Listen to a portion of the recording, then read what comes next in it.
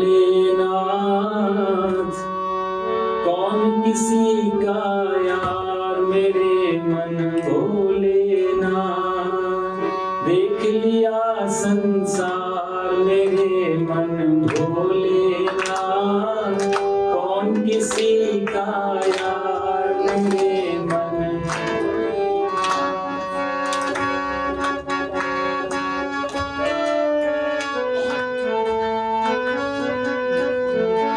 जब तक पैसा पास प्यार सब करते हैं। बिन पैसे जय राम करण से डरते हैं। जब तक पैसा पास प्यार सब करते हैं।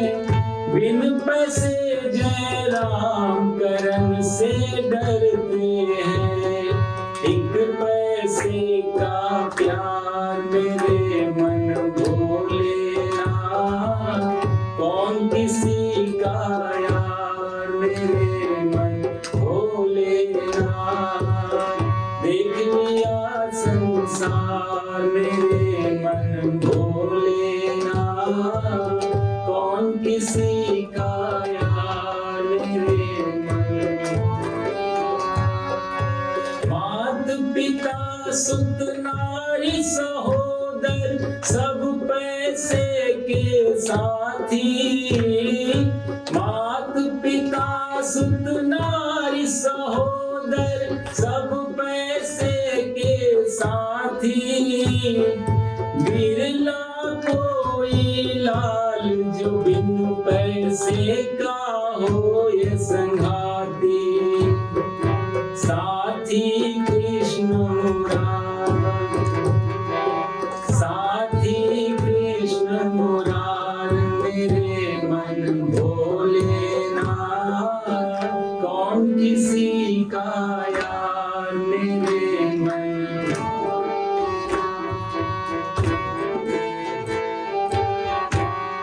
मेरे मन भोलेनाथ।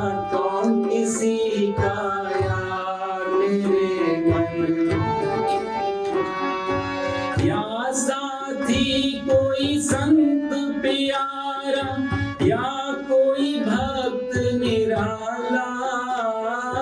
या साथी कोई भक्त निराला। बाकी सब पैसे पर मरते क्या सौरा क्या साला। बाकी सब पैसे पर मरते क्या सौरा क्या साला। सब मतलब के यार। सब मतलब के यार मेरे मन भोलेनाथ। कौन किसी का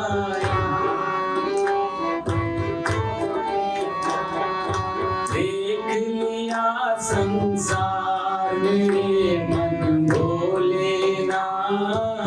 कौन किसी का यार मेरे मन। साथी नाम हरि का केवल सब ग्रंथन में गाया। साथी नाम हरि का केवल गाया। भिक्षु यति ने सोच समझ कर यही राह अपनाया। सब वेदों का सार मेरे मन भोलेनाथ। कौन किसी का यार मेरे मन। देख लिया संसार मेरे मन भोलेनाथ। कौन किसी का भोलेनाथ। कौन किसी का यार मेरे मन भोलेनाथ। कौन किसी का यार मेरे मन भोलेनाथ। सच्चिदानन्दरूपाय विश्वोत्पत्त्यादिहेतवे तापत्रयविनाशाय श्रीकृष्णाय वयं नमः। मूकं करोति वाचालं पङ्गुं लङ्घयते गिरिं यत्कृपातमहं वन्दे परमानन्दमाधवम्। योऽन्तः प्रविश्य मम वाचमिमां प्रसुप्तां सञ्जीवयत्यखिलशक्तिधरस्वधाम्ना अन्यस्त्रहस्तचरणाश्रवणत्वगादि प्राणान्नमो भगवते पुरुषाय तुभ्यं। प्राणान्नमो भगवते पुरुषाय तुभ्यं। बोलो सच्चिदानंद भगवान की, श्री गीता माता की, बांके बिहारी लाल की। पिछले सत्र में हम लोग देख रहे थे अर्जुन की बड़ी पीड़ा थी युद्ध ना करने के पक्ष में। अर्जुन चाहता है कि मैं अभी युद्ध से भाग जाऊं जब सब तैयारी हो चुकी है, और भागने के पीछे वो कारण भी बता रहा है। ऐसे नहीं भाग रहा है, क्योंकि ऐसे भागना होता तो भाग जाता। अर्जुन वीर है, स्वाभिमानी है, प्योर क्षत्रिय है। क्योंकि डरपोक होता, इतनी बड़ी सेना देखता, उसका तर्क ये नहीं कि बलवान सेना है, भारी सेना है, इसलिए भगौड़ा नहीं है। तो वो भागने के भी कारण बता रहा है। हम लोगों को भी कुछ नहीं जब करना होता है तो उसके नहीं करने के पीछे क्यों नहीं कर रहे हैं, इसके हम कारण ढूंढ लेते हैं। जो भी नहीं कर और जो करना है उसके पक्ष में भी हमारे कारण होते हैं कि हमने इसलिए किया, अच्छा या बुरा जो भी हो, पर हम उसको जस्टिफाइड करते हैं कि हमने इसलिए किया, गलत भी किया तो इस कारण से किया। अर्जुन क्यों है ये रैशनलिज्म में ऐसे ये बनाट साहब बोलता था ना कि आदमी दिखता बहुत बौद्धिक प्राणी है पर ये बौद्धिक नहीं है। Human like a rational animal, एक पशु है, प्राणी है, बुद्धिमान। तो हम जो भी गलत करें और सही करें उसके पीछे हम लोग कारण जैसे तैयार रखते हैं। अर्जुन भी लगभग वैसे का, उसने बहुत अच्छे पूरे पिछले सत्र में कारण दिए थे। वो अर्जुन कहता है कि न कांक्षे विजयम कृष्णा। कहां तक पहुंचे थे हम लोग? हाँ जी। निमित्तानि च पश्यामि विपरीतानि केशवा न च श्रेयोन पश्यामि। मुझे अच्छा नहीं लग रहा है ये सब, इसमें कोई श्रेय नहीं दिख रहा है।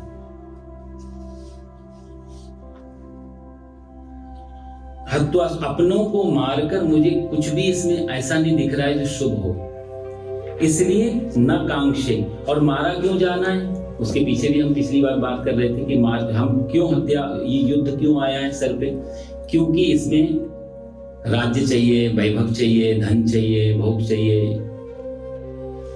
तो यदि राज्य के लिए मैं इनको मारने जा रहा हूं, इसलिए वो अपना तर्क दे रहा है कृष्ण मुझे इसलिए नहीं मारना क्योंकि न कांक्षे विजयम कृष्ण, मैं विजय नहीं चाहता। क्यों? राज्य तभी मिलेगा जब मेरी विजय हो जाएगी। और विजय क्यों चाहिए? क्योंकि सुखानी चाह। भाई कोई भी चीज हम पाना चाहें तो उसके एक उसका तरीका होता है, एक वे है कि आपको पैसा चाहिए तो पहले जॉब करनी पड़ेगी, जॉब में आपको अपना टाइम देना पड़ेगा, एफर्ट लगाना पड़ेगा, टाइम, तो तब उससे पैसा आएगा। और पैसा क्यों चाहिए? क्योंकि उस पैसे से हम भोग करना चाहते हैं। भोग क्यों चाहिए? कि भोग से हमें आनंद मिलता है या सुख मिलता है। तो पीछे मोटिव जो है मूल वो तो सुख है, कोई भी चीज हम करने जाते हैं। तो अर्जुन एक ही कदम बता रहा है कि न कांक्षे विजयम कृष्णा, मुझे कृष्ण मुझे विजय नहीं चाहिए। और विजय इसलिए नहीं चाहिए क्योंकि राज्य की अभिलाषा खत्म है, तो इसलिए राज्य भी नहीं चाहिए। और राज्य पाया जाता है सुख के लिए, इसलिए कृष्ण मुझे सुख भी नहीं चाहिए। देखो अर्जुन की कितनी बड़ी पीड़ा है। तीनों चीजें उसने गिना दी और कहते किमनो राजेन गोविंदा, अरे गोविंद मैं इनको मार के भोगये जीवितेन वा, ऐसे राज्य को लेकर के मैं क्या करूं, ऐसे भोग को लेकर के मैं क्या करूं, क्यों, कैसे, और अगला उसके कारण फिर वो और बताएगा कि ऐसा राज्य, ऐसा भोग, ऐसा सुख मैं क्यों लूं, उसके तर्क वो आगे क्या दे रहा है। हम लोग 33 में जाते हैं, 33वां श्लोक। येषाम् अर्थे काङ्क्षितं नो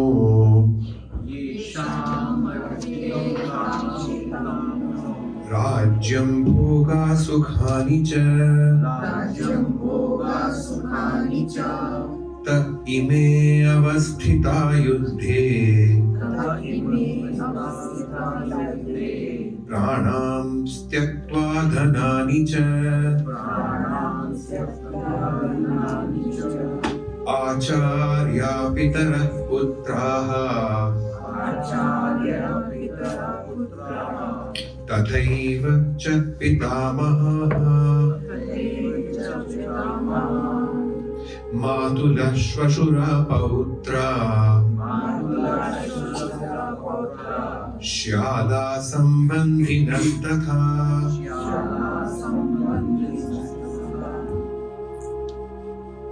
अर्जुन कहता है एशाम अर्थे कांक्षितम नो, एशाम जिनके लिए, जो लोग आगे सामने हैं हमारे, एशाम उनके लिए, अर्थे न राज्यम भोगा, जिनके लिए हमारे राज्य भोग और सुखानी का, जिनके लिए राज्य पाया जाता है, जिनके लिए भोग पाए जाते हैं, जिनके लिए हम सब इकट्ठा करते हैं जीवन में, एशाम अर्थे।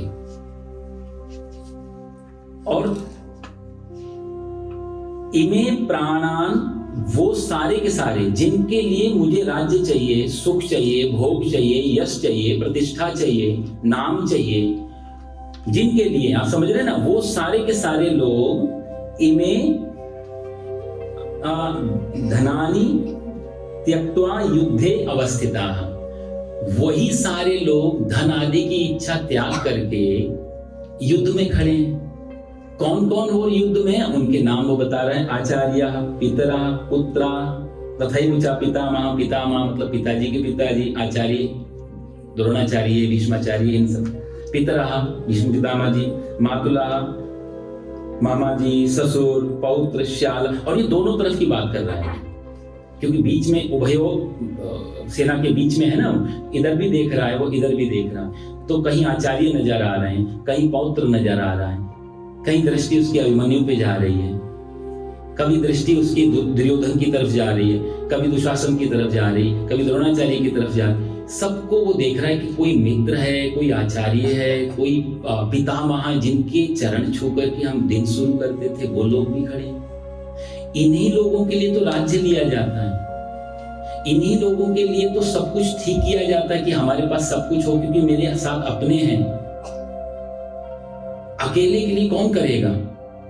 सारी व्यवस्था अपने लिए कम, अपनों के लिए ज्यादा होती है, और जिनके लिए होती है वही अपने जीवन का मोह त्याग करके इस युद्ध में खड़े हो गए। कृष्ण कितनी कंडीशनल बात अर्जुन कर रहे हैं, यदि आप ध्यान से इसको समझेंगे तो इतनी कंडीशनल, इतनी सशक्त बात अर्जुन करता है यहाँ। जिनके लिए सारा उत्तर जो है, सारा जो फसाद है, जो युद्ध है, जो कुछ भी है यहाँ, वो सब उसके एक अर्थ में, एक शब्द में बैठा हुआ है। एशाम अर्थे कांक्षितम नो, वो कहता है जिनके लिए राज्य, आप बड़ा ध्यान से, क्योंकि ये बड़ी गहरी, इसमें ना साइकोलॉजी बहुत है गीता में, एक एक अर्थ इतने इतने जगह भागता है अर्थ लेने के लिए, तो यदि आप एक बिल्कुल ट्रांसलेशन पढ़ेंगे तो बड़ा मुश्किल हो जाएगी। अर्जुन की मनस्थिति देखो आप, क्यों युद्ध में है, वो सारा ये, इसलिए गीता जब भी सुनी जाए या पढ़ी जाए या समझी जाए तो पूरा पीछे का बैकग्राउंड भी दिमाग में होना चाहिए कि कौन बोल रहा है और क्या बोल रहा है, उसके शब्द कौन से उठा रहा है। दुर्योधन की पीड़ा नहीं है, अर्जुन की पीड़ा है। दुर्योधन भी देख रहा था मेरे अपने खड़े हैं, पर उसने ये शब्द नहीं कहा, उसने सेना की वीरता के बारे में बताया, इधर कौन है, इधर कौन है, कैसे युद्ध करना है, भीष्म पितामह को घेर के खड़े रहो। उसकी दृष्टि में कोई मोह नहीं है, अर्जुन की दृष्टि में मोह है। इसलिए अर्जुन के शब्द क्या है कि जिनके लिए राज्य, जिनके लिए सुख, जिनके लिए सब कुछ किया जाता है, उनके लिए वही लोग तो सामने खड़े मरने के लिए। वो देखो, ते त इमे वस्थिता युते प्राणास त्यक्त्वा, वो अपने प्राणों की बलि देने के लिए यहाँ खड़े हैं, अपने प्राणों को न्यौछावर करने के लिए खड़े हैं। यदि वही चले जाएंगे तो फिर किसका लिए राज्य, किसके लिए धन, किसके लिए सुख? इसमें 2-3 चीजें समझने की हैं। एक तो यह है कि अर्जुन को एक चीज लगती है कि यदि मेरे अपने ना मरे और सुख मिल जाए तो अर्जुन लेने को तैयार है।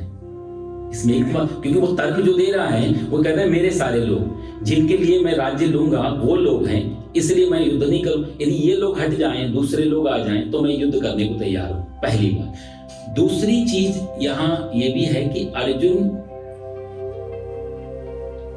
एक चीज पे और टिका है। अर्जुन कहता है कि राज्य में सुख भी है, भोग भी है, राज्य भी है, यानी कि इन सब चीजों में सुख है, इस बात से उसको कोई दिक्कत नहीं है। आप समझ रहे हैं? वो चाहता सुख तो है लेकिन इनको मारकर सुख नहीं लेना है।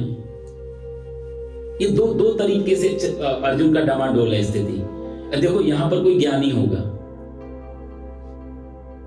तो वो कहेगा इसमें सुख है ही नहीं, बड़े में क्या सुख है।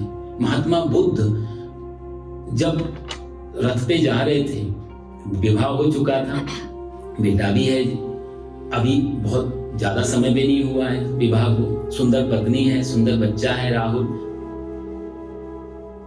जब जा रहे हैं और पहली बार उन्होंने देखा कि किसी की मृत्यु हुई, अर्थी सिर पे है, लोगों के कंधे पे है। पिता और बुद्ध पूछते हैं सारथी से कि ये क्या है, क्योंकि पहली बार उन्होंने ये दृश्य देखा, पिता ने निकलने नहीं दिया था घर से।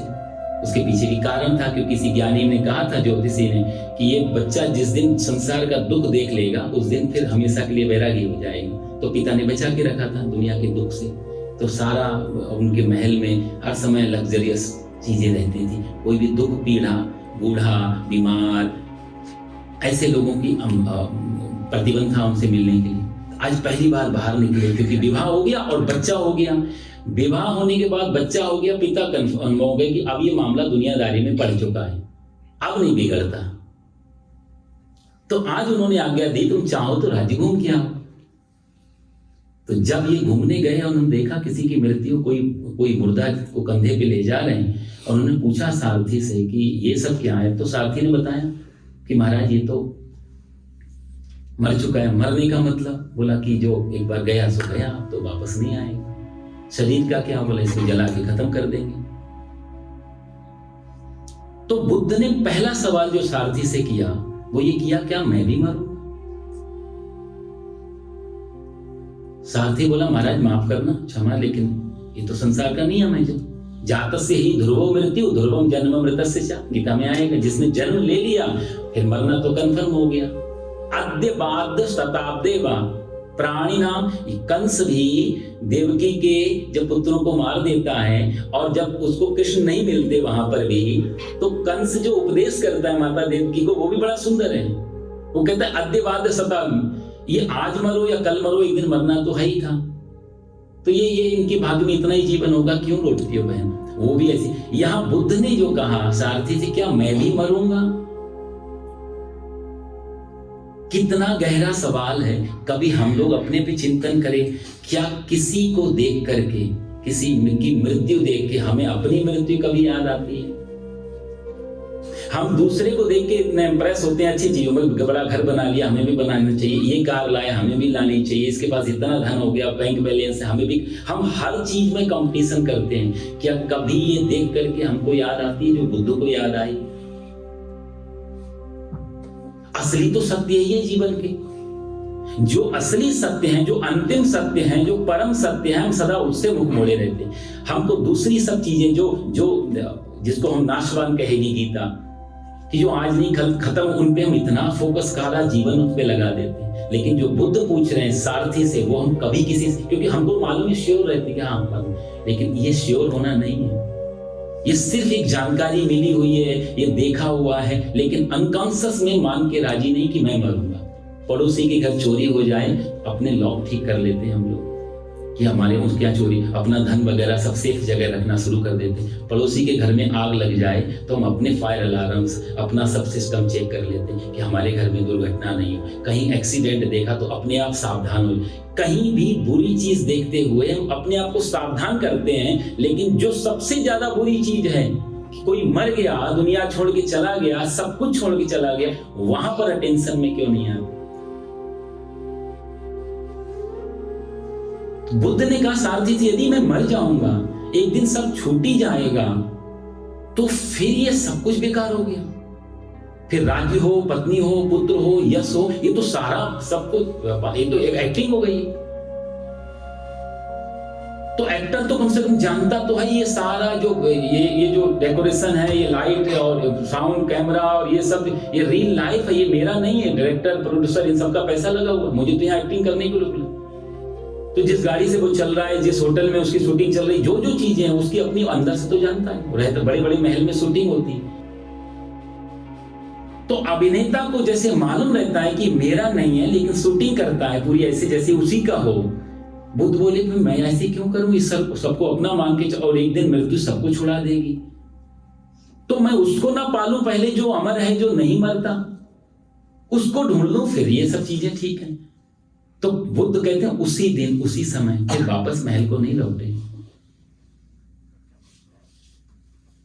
वो अंतिम दिन था।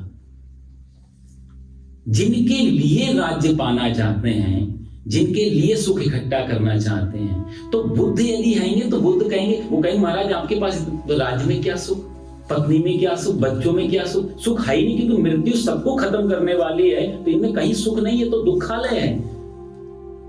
तो महात्मा बुद्ध टाइप पर्सनैलिटी वो ये नहीं कहेगी कि स्वजन को मारकर मुझे राज्य नहीं चाहिए, जिनके लिए सुख भोग, वो कहते हैं सुख है ही नहीं। तो ये दो टाइप पर्सनैलिटी हो गई। अर्जुन इतना मान के चल रहा है कि सुख है, लेकिन मेरे ना मरे, मेरे बचे रहे तो सुख भी है, भोग भी है, राज्य भी है, यानी कि वो इतना तो मान के चल रहा है कि इस संसार में सुख है, लेकिन मेरों के साथ। अक्सर हम लोग भी ऐसे सोच के चलते अपने। यदि अब बड़ा मान लिया हमने, बहुत बड़ा बंगला ले लिया, वो बंगले में मैं मिल गया, गॉड गिफ्ट में मिल गया, किसी ने दे दिया या खरीद, जो भी है, उस बंगले में अकेला रहूं, कितनी देर सुखी रह सकता हूं उसमें? एक दिन मन करेगा पूरे इतना बड़ा विशाल 20,000 स्क्वायर फीट में घर है, अब मैं अकेला रहता हूं, कोई तो होना चाहिए। कितने दिन कहाँ सोऊंगा, कितने में सोऊंगा, क्या खाऊंगा, कितना खाऊंगा? एक दिन मन करेगा कि साथ में कोई आ जाए, तो विवाह हो गया, पत्नी आ गई, अब दो में आपस में मामला, तो फिर दो तीन और हो जाएं। फिर उसके बाद ये सुख के सर्कल्स हैं जो हम बढ़ाते रहते हैं। तो पहले हम अकेले से 2 हो गए, 2 से 4 हो गए, 4 के बाद में फिर कुछ हमारे अड़ोसी पड़ोसी रिलेटिव्स भी हों, फिर वो भी आते हैं, तो एक ये सर्कल तैयार हुआ। फिर रिलेटिव्स के बाद में कुछ समाज में मेरी प्रतिष्ठा हो कि मेरे पास बड़ा घर है, तो लोगों को मालूम होना चाहिए, तो हम कुछ ऐसे लोगों को भी बुलाते हैं जिनको दिखाना है। तो ये सुख के सर्कल अलग अलग तरीके, एक बिल्कुल क्लोज लोग। अच्छा, कुछ ऐसे भी लोगों को हम सेंटर में रखते हैं, जो लोगों को बुलाते तो नहीं है, लेकिन जिनकी आंखों में चमक देखना चाहते हैं, वो देखें और उनको पता लगे और वो अपने अंदर कहीं ना कहीं जले, जिसको जैसे ईर्ष्या। तो शत्रु और मित्र दोनों के सर्कल हम तैयार करते हैं जब भी कुछ अचीव करते हैं दुनिया में। अर्जुन भी वही बात कह रहा कि मेरे तो बचेंगे ही नहीं, तो मैं राज्य लेके करूंगा क्या? फिर सुख कहां है मेरे पास? अपने यदि बच जाएं, मेरे यदि बच जाएं, तो मैं युद्ध करने को तैयार। और उसमें भी वो लोग खड़े हैं, आचार्य, पितरा, पुत्रा, तथैव च पितामह, ये सारे क्लोज लोग हैं। मैं यदि बचता हूं और मेरे कोई नहीं बचते हैं, तो बड़े से बड़ा पद, बड़े से बड़ा भोग। भोग का मतलब होता है जैसे कोई चीज आपको मान लिया कोई भी एक स्वीट पसंद है, कोई एक रसगुल्ला पसंद है, तो रसगुल्ला आपको अच्छा लगता है, तो वो अच्छा का मतलब मीनिंग क्या है? मीनिंग ये है कि वो रसगुल्ला अच्छा तो लगता है, लेकिन रसगुल्ला मुंह में तो भी जाना चाहिए, तभी तो अच्छा लगेगा। इसका मतलब होता है भोग। कोई मिले नहीं तो अच्छा नहीं लगेगा। ऑब्जेक्ट का इंद्रिय के साथ संबंध जब तक नहीं होगा तब तक सुख नहीं देगा। वो जो सेंस ऑर्गन है हमारे, यदि उनसे टच नहीं होगा, उनके स्पर्श नहीं, इसको वेदांत में आएगा ये मात्रा स्पर्श, तो जो हमारे सेंस ऑर्गन है, जो हमारी इंद्रिय हैं, यदि आपको गाना कोई बहुत पसंद है तो गाना सुनने तो मिले, कान में जाए तो सही, तभी अच्छा लगेगा। कोई स्वाद किसी चीज का बहुत पसंद, मुख में तो जाए। कोई दृश्य बहुत पसंद है तो आंखें देख तो पाए उसको। तो ये संसार का जो भी जितने भोग हैं, वो भोग यदि भोगने को नहीं मिले तो फिर कोई वैल्यू नहीं उसकी। वो सुख तभी देंगे परिणाम में जब उनको भोगने को मिलता है। तो ये एक यदि हमारी कोई चीज है, हमारा घर है, और उस घर की कोई तारीफ करता है मित्र, तो उस मित्र के तारीफ करने से मुझे अच्छा लगा मन को, तो वो मेरी सेंस ऑर्गन, जो ऑर्गन है, जो उसको सुन रही है, ये दो चीजें हो गई, बीच में हो गया घर। तो जब इस मित्र ने इस घर की तारीफ मेरे से की, तो ये मित्र भी मेरे लिए ऑब्जेक्ट हो गया। उसी अर्थ में जैसे मैंने रसगुल्ला खाया, तो रसगुल्ला जब मेरी जीभ से टच हुआ तो मुझे सुख मिला, ये मित्र भी मेरे लिए रसगुल्ले का ही काम कर रहा है। चीज में उतना सुख है या नहीं, वो डजंट मैटर, बात ये कि मुझे अच्छा लग रहा है। तो हमारे जितने भी ये अर्जुन इस बात को ये नहीं समझ पा रहा कि क्यों स्वजन चाहिए। वो स्वजन भी हम ऑब्जेक्ट के रूप में लेते हैं। आचार्य, पितरा, पुत्रा, तथा ये सारे के सारे मिले, क्योंकि ये लोग होंगे, कोई मेरी तारीफ करेगा, कोई मेरी बड़ाई करेगा, कोई मेरे को सिर्फ जलेगा, चिढ़ेगा और मेरी निंदा करेगा। ये दोनों लोग सेंटर में रहते हैं हमारे जीवन में। किसी को नीचा दिखाना है, किसी को ऊंचा बनाना है, किसी को बताना कि मेरी वजह से तुम सब सुख भोग रहे हो, और किसी को हमने ऐसा दिखाना कि तुमसे मैं बहुत आगे हूं। ये दो यदि खत्म हो जाएं, आदमी फिर सब चीजों को, फिर कोई वैल्यू नहीं रह जाती। वही तर्क यहां अर्जुन दे रहा।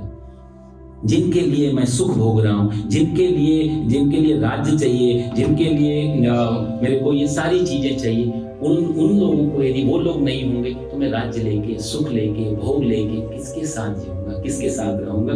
तो अर्जुन यहाँ पर सबसे बड़ी बात यह है कि सुख और भोग और राज्य, इन सब में सुख है, आनंद है, शांति है, इस बात को नेग्लेक्ट नहीं कर रहा है। इस बात को स्वीकार कर रहा है कि यहाँ पर सुख तो है, लेकिन मेरे यदि बच जाएं तो सुख है, तो मैं लेने को तैयार हूं। इसलिए उसने ये सारी लिस्ट गिनाई, आचार्य, पितरा, पुत्रा।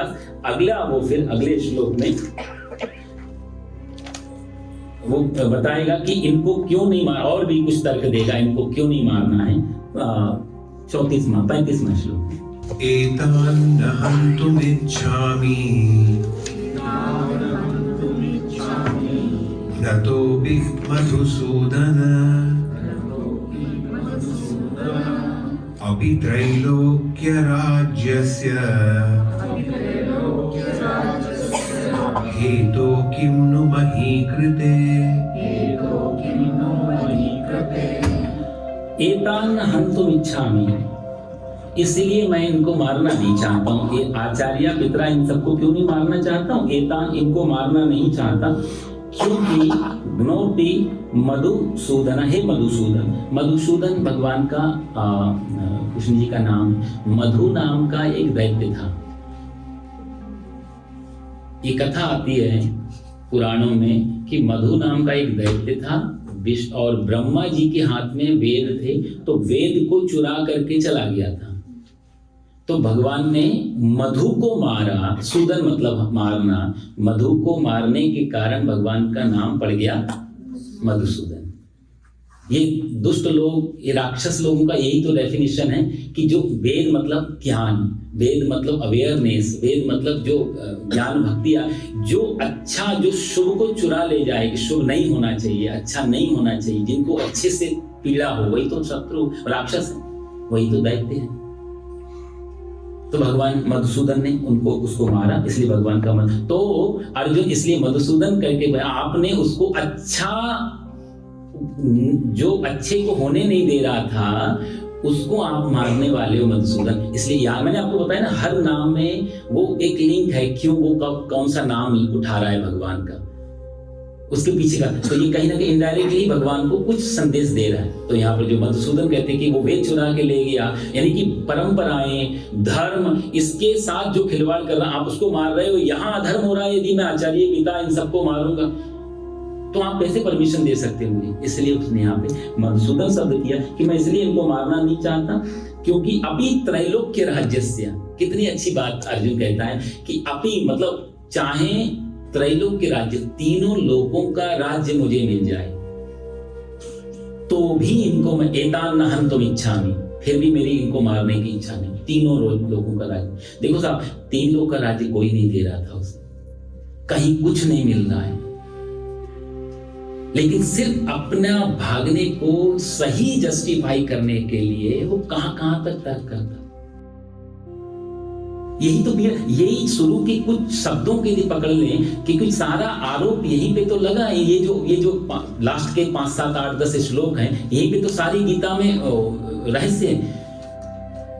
जो भी गीता के विरोधी रहे, कृष्ण के विरोधी रहे, उनको यही तो पॉइंट मिले कि अर्जुन कितना तीनों लोगों का राज्य छोड़ने के तैयार है और कृष्ण कह रहे हैं मां, लेकिन उसके पीछे कारण कितना गहरा है। अर्जुन कहता तीनों लोगों का राज्य मिल जाए फिर भी इनको नहीं मारूंगा, कोई राज्य नहीं मिल रहा था उसे। सिर्फ उसकी मोह, उसकी ममता, उसकी कायरता, अभी भगवान उसको बोलेंगे, ये सब चीजें वापस आए। वो राज्य, कितने युद्ध अर्जुन ने लड़े, ये तो कोई अंतिम युद्ध या पहला युद्ध तो नहीं है अर्जुन के आगे। अर्जुन ने अपने इतने विराट के साथ, कितने के साथ उसने इतने बड़े बड़े युद्ध लड़ने पे उसने कभी नहीं पूछा कृष्ण क्यों मारना, क्यों हत्या करनी इनकी। आज अर्जुन को ये सब याद आ रहा है क्योंकि अपने लोग खड़े हैं साहब। ये सारा की सारा मोह और ममता, ये मैं और मेरा, तू एंड तेरा, इन सारे पे पूरी गीता का सार है। ये सारा आधार मैं और मेरे पे अटकी है पूरी गीता। अभी त्रैलोक्य राज्यस्य, और कहता है हे तो किम नो मही कृते, मैं इनको क्यों मारूं मधुसूदन, इनसे कुछ भी मिलता नहीं है। यदि जिनके लिए मारा जाएगा, जिनके लिए जो लोग मर जाएंगे, यदि वो लोग नहीं होंगे और मेरे पास राज्य होगा, मैं राजा बनूंगा, तो कौन देखने वाला होगा, कौन मेरी तारीफ करने वाला होगा, किसको मैं दिखाऊं। सारा उसके अंदर वही साइकोलॉजी भरी हुई है। इसलिए अर्जुन यह ऐसा तर्क दे रहा है। मधुसूदन कह के आपको मैंने बताया, मधु नाम के दैत्य को मारा इसलिए। और एक चीज इसमें और समझने की है कि दुर्योधन पहले अध्याय में दुर्योधन एक बात कहता है, दुर्योधन कहता है मदर्थे त्यक्त जीविता, ये शब्द था पहले जब वो द्रोणाचार्य को बता रहा है। मदर्थे त्यक्त, मेरे लिए जान देने के लिए लोग तैयार हैं, मेरे लिए मरने के लिए लोग तैयार हैं। दुर्योधन का पक्ष देखो हम। और अर्जुन कहता है कि मैं इनको क्यों मारूं। दुर्योधन कहता है कि ये लोग मर भी जाएंगे लेकिन मेरे को राजा बना के मरेंगे, इस आशा से खड़े हैं। और अर्जुन कहता है कि मैं राजा बनूं और ये लोग मर जाएं। ये दोनों की बुद्धि है, ये फर्क है, दुर्योधन बुद्धि और अर्जुन की बुद्धि। तर्क बहुत अच्छे लगते हैं शुरुआत में, ये अर्जुन के सारे तर्क आपको अच्छे लगे, लेकिन इन सब का भगवान आगे क्या जवाब देंगे, बहुत सुंदर भाव है आगे। अभी अर्जुन के और भी कुछ तर्क रहेंगे कि क्यों नहीं मारना है, उससे क्या क्या दुष्परिणाम होंगे, युद्ध से क्या हानि हो जाएगी, और युद्ध से उसका परिणाम में यदि अर्जुन को काश भगवान बता पाते अभी कि युद्ध करने में तेरे को ये फायदा है, युद्ध करने से कोई मरता नहीं, कोई मारता नहीं, ये सब चीजें जब आगे भगवान बताएंगे तो युद्ध के लिए। लेकिन अभी अर्जुन, अच्छा एक चीज और भी, अर्जुन जो है वो भागना तो चाहता है लेकिन वो कृष्ण से परमिशन लेके भागना चाहता है। ये भी बड़ा सुंदर बात है। इसकी जगह युधिष्ठिर होते या कोई और होता तो बात नहीं होती। अर्जुन कहता है कि मैं क्षत्रिय हूँ, वीर, यदि मैं ऐसे भाग गया तो मेरा अपयश होगा। चिंता भी तो वही है, मेरी अपयश भी नहीं होनी चाहिए, अपकीर्ति भी नहीं हो, लोग मेरे बारे में बुरा भी ना कहें, वो कहें इन्होंने बोला इसलिए भागा। तो मैं जंगल भी यदि भाग के जाऊं तो एटलीस्ट सारा आरोप कृष्ण पे डाल। कितना फर्क है। तो वो यदि इतने तुम्हें मालूम ही है कि यदि सारे दोष हैं, सब अवगुण हैं युद्ध में, तो फिर पूछ भी क्यों रहे हो? जैसे हम लोग आमतौर से बात करते हैं, जब इतना तुम्हें सब कुछ मालूम तो पूछ क्यों रहे, भागी जाओ। तो भाग नहीं रहा है, क्योंकि उसको दुविधा ये है कि ऐसा नहीं कि मैं भाग, क्योंकि अर्जुन शुद्ध क्षत्रिय था। यदि वो यहाँ से भाग भी जाता तो कितने दिन वैरागी रहता, जंगल में चला जाता, झोपड़ी डाल देता, और फिर कहीं तीर धनुष, तो उसका बचपन का शौक रहा, कभी चिड़ियों पे निशाना लगाता, कभी हिरणों पे निशाना लगाता, कभी किसी और पे निशाना, क्योंकि वहां तो अपने नहीं थे।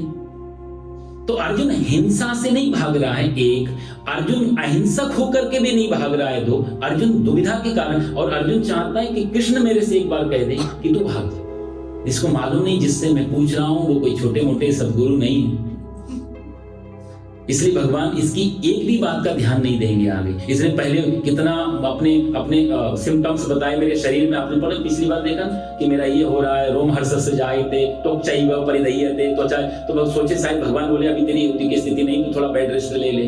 भगवान ने कुछ भी ध्यान नहीं दिया, वहां पे बात ही नहीं। तब ये दूसरा तर्क उठाने लग गया, फिर अब तीसरा तर्क उठाने लग गया। अब इतना आप कह रहे हैं तीनों लोगों का राज्य, उसको लगा चलो भगवान कहेंगे राज्य के लिए, छोटे मोटे राज्य के लिए इतने सारे लोग मारेगा, ठीक है, नहीं, भगवान ने तब भी कुछ नहीं कहा, तो उसने इस लोक की बात छोड़ दी, उसने बोला तीनों लोगों का राज्य भी मिले। अभी तो हस्तिनापुर और इंद्रप्रस्थ की बात चल रही है, तीनों लोगों का राज्य मिले, कोई मिल नहीं रहा था, वही हिसाब हो गया। जो हम लोग कहावत है, लोमड़ी को अंगूर खाने थे, अंगूर के लिए उछली, अंगूर नहीं मिले, 2-4 बार जंप किया, नहीं अंगूर मिले, तो फिर बोलते हैं अंगूर क्या खाना, ये तो खट्टे हैं। वही हालत हमारी, जो नहीं पा पाते उनमें कुछ ना कुछ अपने आप को तो सही सिद्ध करना है, तो अपने को सही सिद्ध करने के लिए सामने तो अंगूर तो खट्टी बताने पड़ेगी, अंगूर तो उससे लोमड़ी को थोड़ा आसानी हो जाती है। लेकिन ये कहानी आधी आप सबने सुनी होगी, अंगूर खट्टे हैं, राइट, ये कहानी आधी है, आधी मैं आगे सुनाऊंगा, लेकिन नहीं तो बचा रहेगा।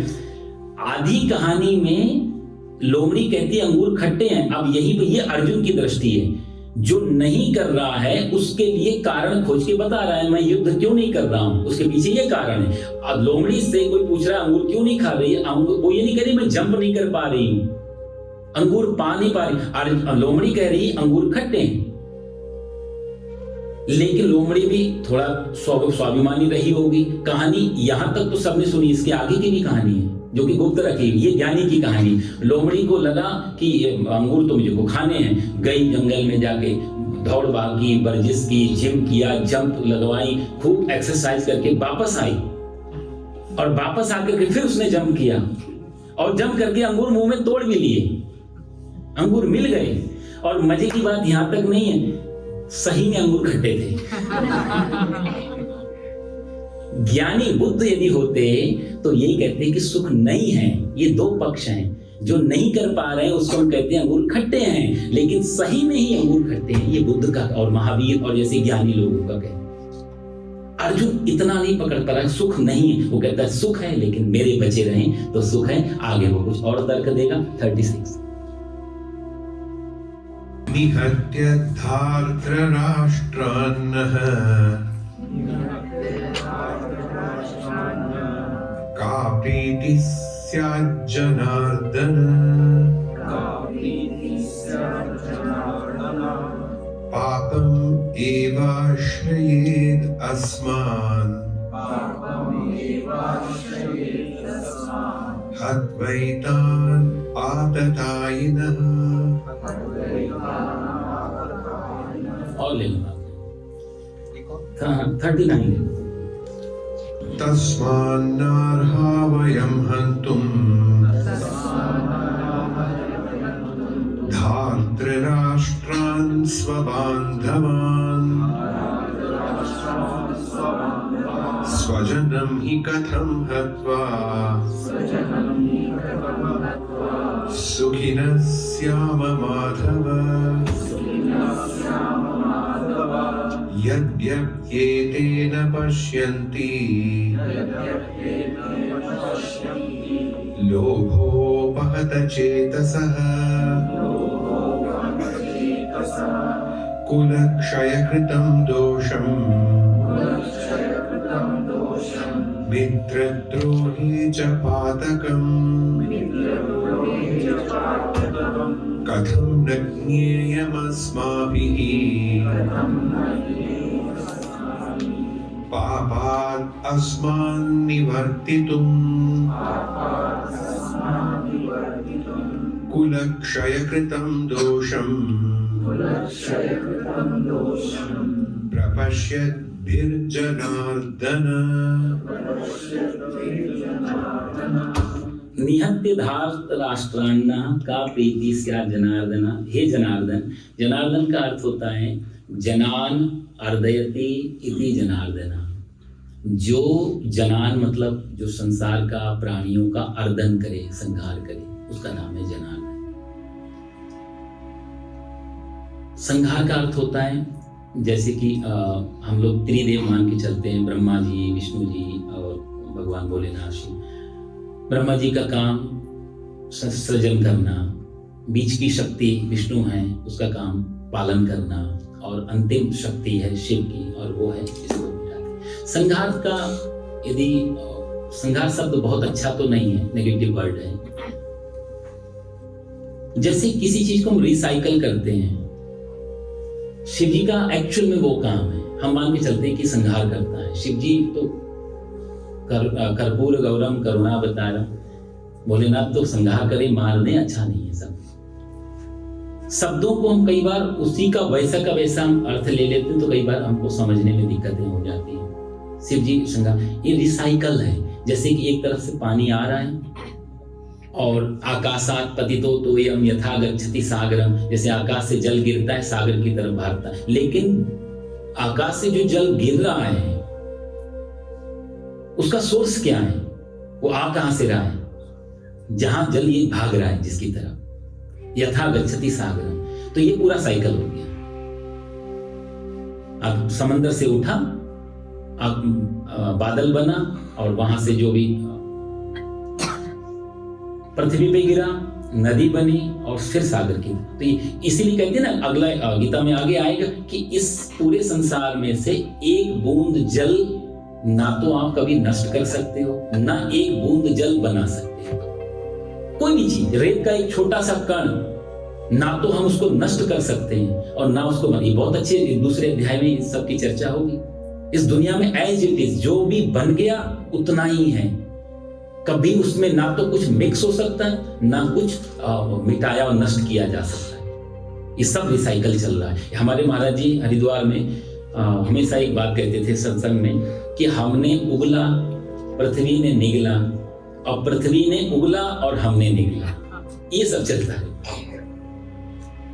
तो जनान अर्दयति का मतलब, तो ब्रह्मा जी का जो काम है वो सृजन करना है, लेकिन ये तीनों आपस में शक्तियां जुड़ी, पीछे एक ही शक्ति है, तीन उसके नाम है। जब सृजन वो शक्ति सृजन करती है, बनाती है, तो हम उसको बोलते हैं ब्रह्मा।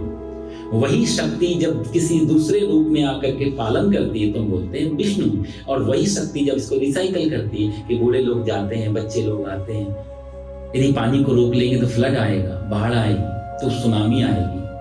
तो पानी जितना जरूरी यदि आ रहा है तो उसको जाना। ये प्रकृति बैलेंस करती रहती है। हम आज नहीं, यदि कल सफल हो गए मृत्यु पर विजय प्राप्त करने के लिए, तो एक तरफा होंगे। हम मृत्यु को जिस दिन जीत लेंगे उस दिन जन्म रुक जाएगा। सभी विचार की आप दोनों चीज को नहीं पकड़ सकते।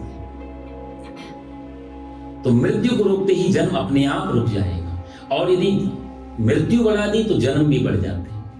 ये पूरा बैलेंस कर रही है पृथ्वी, हर समय ये प्रकृति बैलेंस कर रही है। तो इंसान को जब भी कुछ लगता है कि हमने ये बनाया, कभी बनाया, कुछ भी नहीं बनाया, सिर्फ कुछ चीजों को जोड़ करके और हम उसको कोई भी मशीन का नाम दे दें। सब चीजें ऑलरेडी बनी हुई हैं। जैसे हम इंस्टॉल करते हैं, अलग अलग पार्ट को करके इंस्टॉल कर दिया और एक चीज तैयार हो गई। बस जैसे हमारा शरीर है, पानी भी है, पृथ्वी भी है, जल भी है, वायु भी है, आकाश, 5 चीजें मिक्स हो गई, एक शरीर तैयार हो गया। शरीर से जब आत्मा निकल गई, हमने उसको जला दिया, जल में चला गया, पानी में, और आग में चली गई, आकाश। पांचों चीजें पांचों में जाकर के मिल गई। 5 एलिमेंट से बना, 5 एलिमेंट में खत्म हो गया मतलब मृत्यु, जुड़ गया मतलब जन्म, मिट गया मतलब मृत्यु।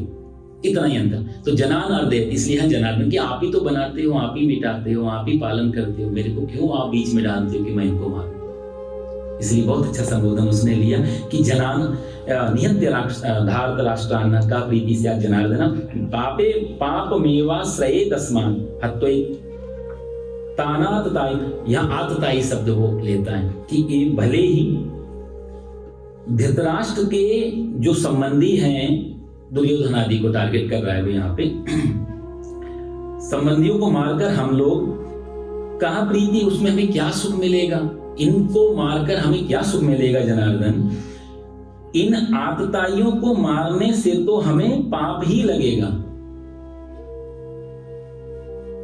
बहुत अच्छी बात कह रहा है, उसने शब्द बहुत अच्छा उठाया। पहला तो जनार्दन कि मारने मिटाने वाले आप हो, आप मेरे को आगे मत करो पहली। दूसरा वो कहता है कि आतताइयों को मार करके क्या सुख मिलेगा, ये तो हमें पाप लगेगा आतताई को मार के। देखो कितना अर्जुन डमाडोल है, और जब कभी आदमी बहुत ज्यादा फ्रस्ट्रेट होता है तो वो क्या बोल रहा है उसको मालूम नहीं पड़ता है। उसने शब्द उठा रहा है वो आतताई। आतताई को आप समझो पहले कि क्यों उसने ये शब्द उठाया। आतताई जो है उसको जब अश्वत्थामा ने द्रौपदी के 5 बच्चों को मारा था, सोते हुए को मारा था, राइट, जब वो बच्चे सो रहे थे मार के आ गया, अर्जुन ने पकड़ा उसको, द्रौपदी के सामने लाए, पूछा, वहां पर बात निकली है कि आतताई है, इसने सोते हुए बच्चों को मारा।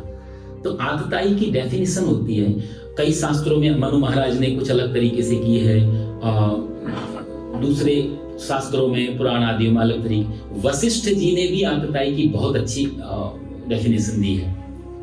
बाकी जिनके लगभग सब 2-4% का अंतर होगा, लेकिन 99% सब ने लगभग एक ही बात की, आतताई कौन है। ये बड़ा सुनने की बात है। वशिष्ठ स्मृति यदि आप पढ़ते हैं तो वशिष्ठ जी कहते हैं कि अग्निनो गर्दश्चैव शस्त्र पाणिर धनापह, अग्निनो गर्दश्चैव शस्त्र पाणिर धनापह और क्षेत्र दारापहर्ता च सडेते आतताई था। 6 लोगों को उन्होंने आतताई बताया, और यही लगभग 6 लोगों को मनु महाराज ने बताया मनुस्मृति में।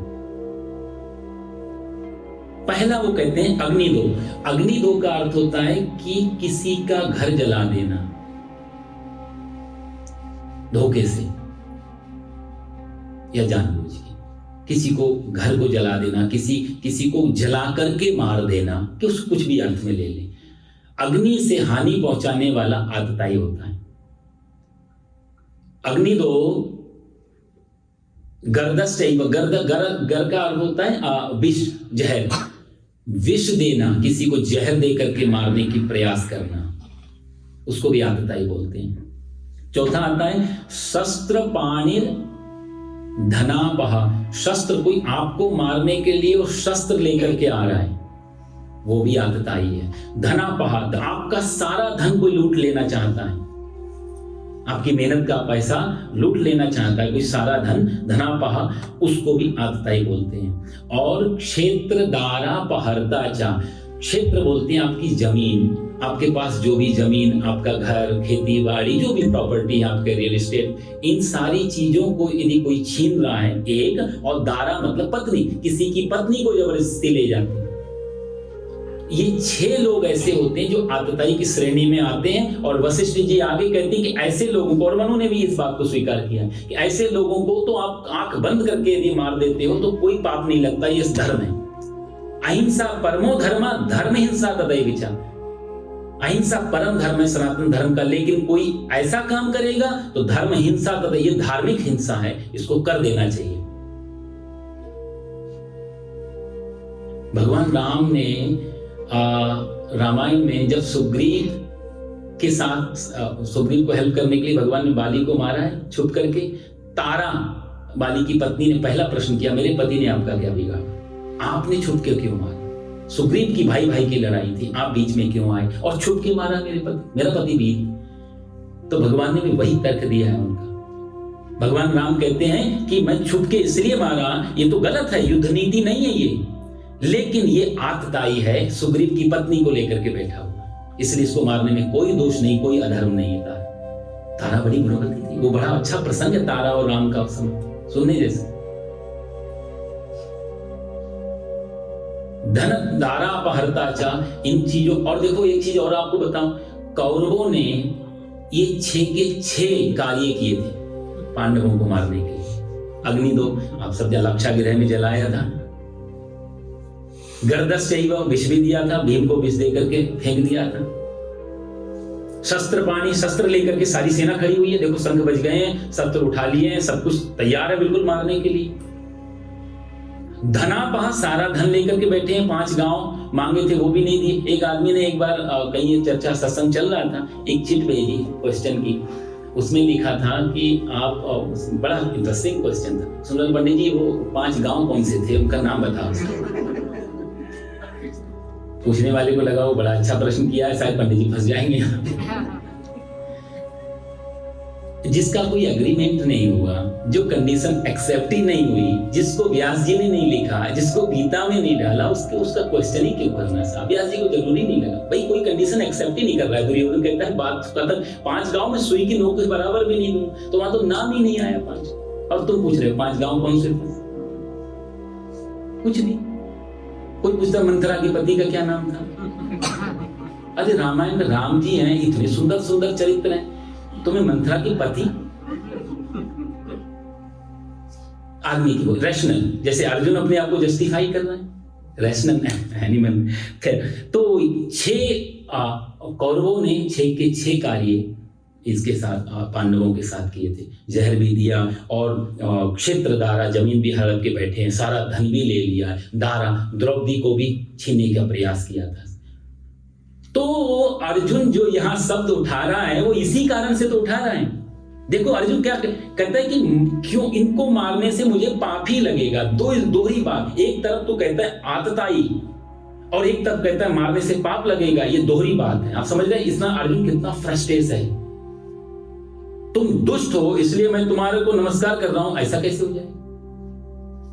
जब मालूम ही पड़ गया कि वो आतताई हैं, तो और वशिष्ठ जी पहले से कह रहे हैं, और वशिष्ठ जी कहने का मतलब त्रेता युग और अभी चल रहा है द्वापर युग, बात तो कही जा चुकी है। शास्त्रों को तूने पढ़ा इसलिए तूने शब्द उठाया आतताई, और आतताई को मारने से पाप लगेगा, और पूछ रहा है कृष्ण से कि मैच ही नहीं कर रहा है। इससे पता लगता है अर्जुन हिला हुआ है, बहुत डामाडोल है, बहुत फ्रस्ट्रेट है। आतताई को मारने से पाप लगेगा। और अगले श्लोक में वो कहता है कि तस्मान ना रहा वयम हंतुम धृतराष्ट्र, कहते हैं इसलिए अपने बांधवों को, जो भी धृतराष्ट्र के लोग हैं, मारने के लिए हम योग्य नहीं है, क्योंकि हे माधव अपने कुटुंबियों को मारकर कथम सुखिना स्वा, वही बात बार बार कि अपने कुटुंब, अपने परिवार, मेरे लोग, मेरे सब, इनको मारकर दूसरे लोग हो तो चिंता नहीं, बात अपनों की बार बार जो स्वजन का बात करता है, सारा कुछ इसी में अपनों को मारकर कैसे सुखी होंगे। देखो ना, सुखिना श्याम माधव, हे माधव, यहाँ माधव शब्द उठाया उसने, देखो कितना लिंक करता है। माधव जो है उसको बोलते, माँ मतलब होता है माँ मतलब लक्ष्मी, और धव मतलब होता है पति। तो लक्ष्मी के जो पति हैं वो है माधव, राइट? माँ मतलब लक्ष्मी का नाम। तो अर्जुन मानो कृष्ण भगवान को यहाँ पर एक तोंड मार रहा है कि ये सारा आप जो इनको मारने की बात कर रहे हैं इसीलिए ना कि धन मिलेगा, आप तो धन के पति हो, आप तो लक्ष्मी के पति हो, आप कैसे स्वीकृति दे सकते हो? और यदि इनको मारकर मुझे धन लेना है तो आपने भी लक्ष्मी शादी करने की गड़बड़ तो नहीं की थी कहीं ना कहीं? ये ताना भी मार, इन शब्दों का ये जो जितने भी नाम उठा रहा है वो सब के पीछे बहुत गहरा रहा। कहते हैं इनको मारकर मैं कैसे सुखी होऊंगा, जो मेरे ही नहीं बचेंगे उनसे मुझे कैसे मैं सुख का अनुभव करूंगा, स्वजनों को मारकर। यहाँ पर बहुत अच्छी बात अर्जुन की है, एक समझने की चीज है। जब जैसे कि अर्जुन को, जैसे कोई एक बेटा, मान लिया कोई पुत्र है, पुत्र पैदा हुआ तो हमें लगेगा बेटा पैदा हुआ।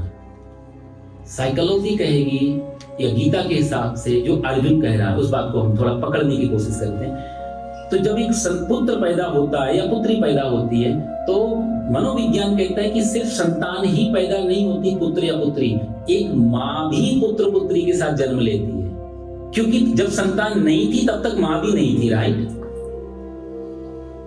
तो एक रिश्ता जब बनता है तो दूसरा रिश्ता अपने आप, एक टाइटल जब जन्म लेता है तो दूसरा उसका अपोजिट अपने आप तैयार होता है। तो जब एक पुत्र के साथ या पुत्री के साथ एक मां का जन्म भी हो रहा है, जब एक पुत्र और पुत्री मरेंगे तो मां भी तो मर जाएगी। एक मित्र अकेला तो नहीं हो सकता, दो मित्र बनके तो शब्द आया मित्र, तो एक मित्र जब मरेगा तो ये मित्र भी मरेगा। किसको मित्र कहेगा भाई?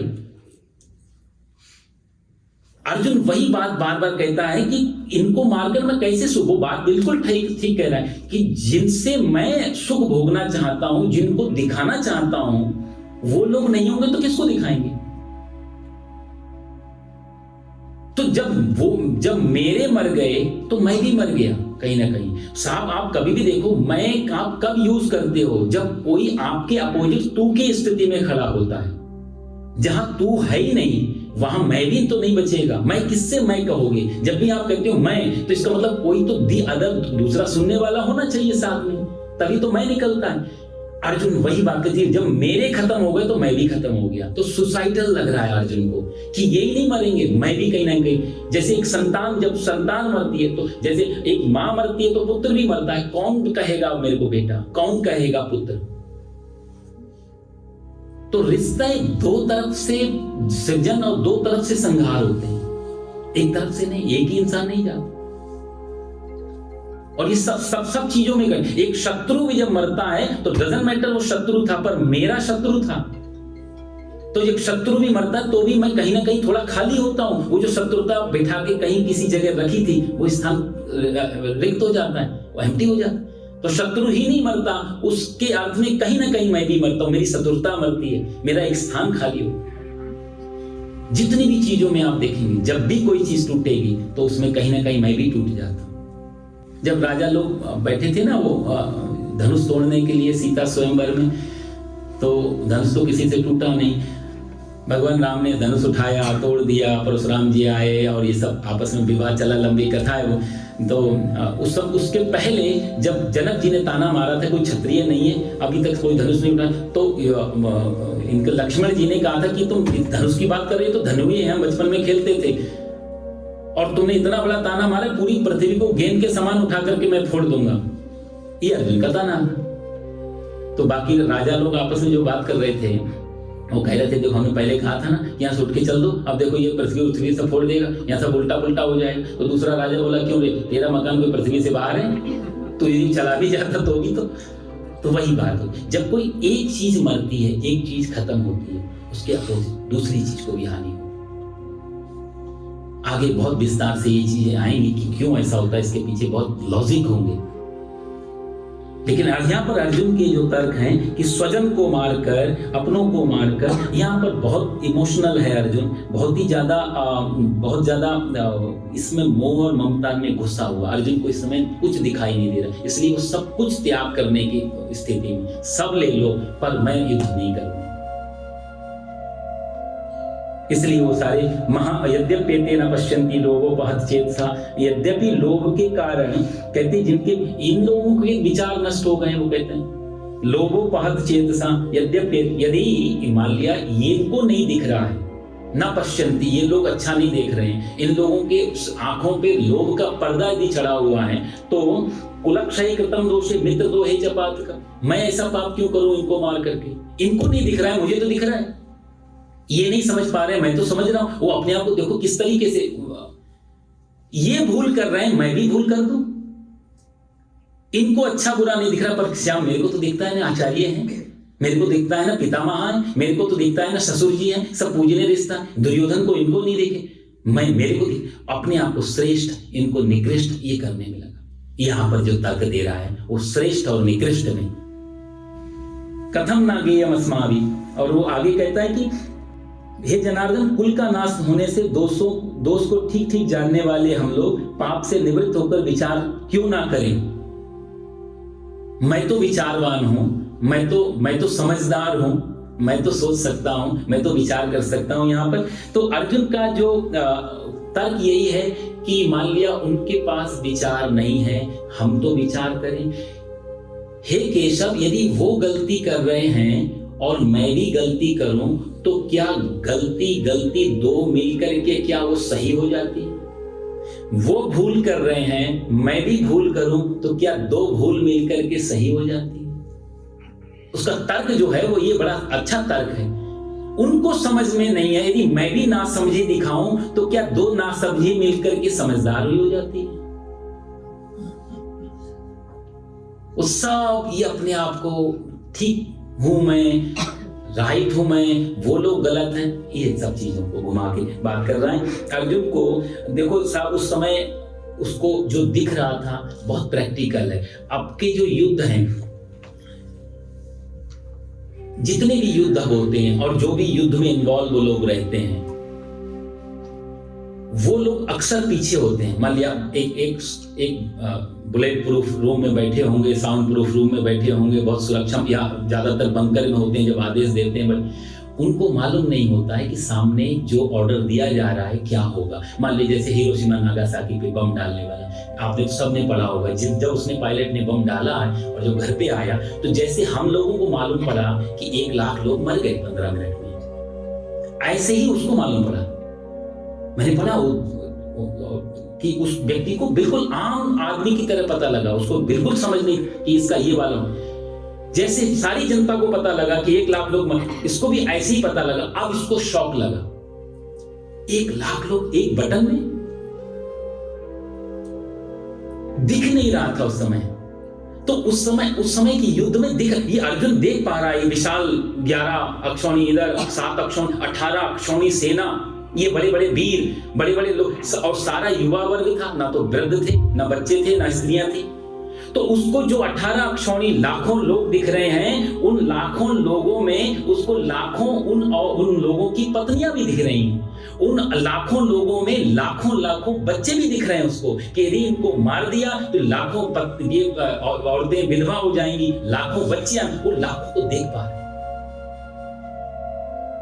वो सब ये गणित लगा रहा है कि इतना मार करके यहीं तक सीमित नहीं रहेगा, इसका इफेक्ट कहां तक जाएगा, ये कहां तक प्रभावित करेगा, ये उन सबको वो देख रहा। कोई भी आदमी पागल हो जाए साहब, 1 लाख आदमी मरेंगे, 1 लाख आदमी को आप खड़े करो स्टेज के, और फिर देखो कि इन 1 लाख लोगों को मारना है, फिर आपको उन 1 लाख लोगों की पत्नियां, उनके बच्चे, उनके माँ बाप, उनके भाई बंधु, उनके सगे सब दिखाई देने लग जाते, बड़ा कठिन हो जाए। वो भी शायद यदि उसको मालूम सब दिखाई दे जाए और कहीं अब मार तो शायद कोई भी नहीं मार पाएगा।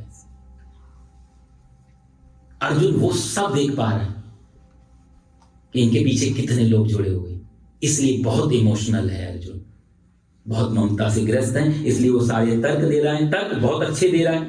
और यद्यपि तो हम पाप क्यों करें, और पाप जो है क्योंकि वो लोभी हैं, उनको राज्य चाहिए, मुझे तो राज्य नहीं चाहिए। लोभ जो है, पाप का मतलब एक ही होता है। मनु महाराज के हिसाब से कहते हैं कि लोभ जो है, लोभस्य पाप मूला, पापस्य लोभ, जो लोभ है वो पाप का जड़ है।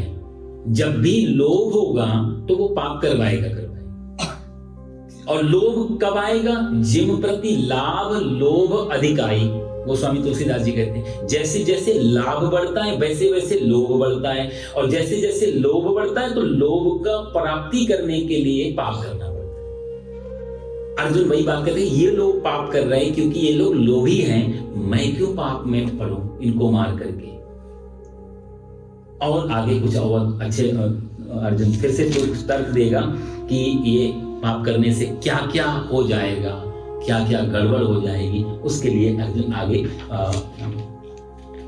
40वें श्लोक में 40-41 दोनों लेंगे। कुलक्षये प्रणश्यन्ति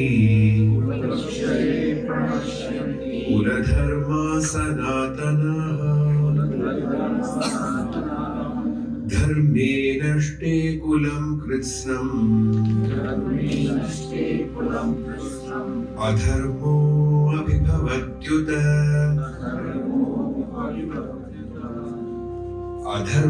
अधर्माभिभवात् कृष्ण प्रदुष्यन्ति कुलस्त्रियः स्त्रीषु तुष्टासु वार्ष्णेय जायते वर्णसंकरः।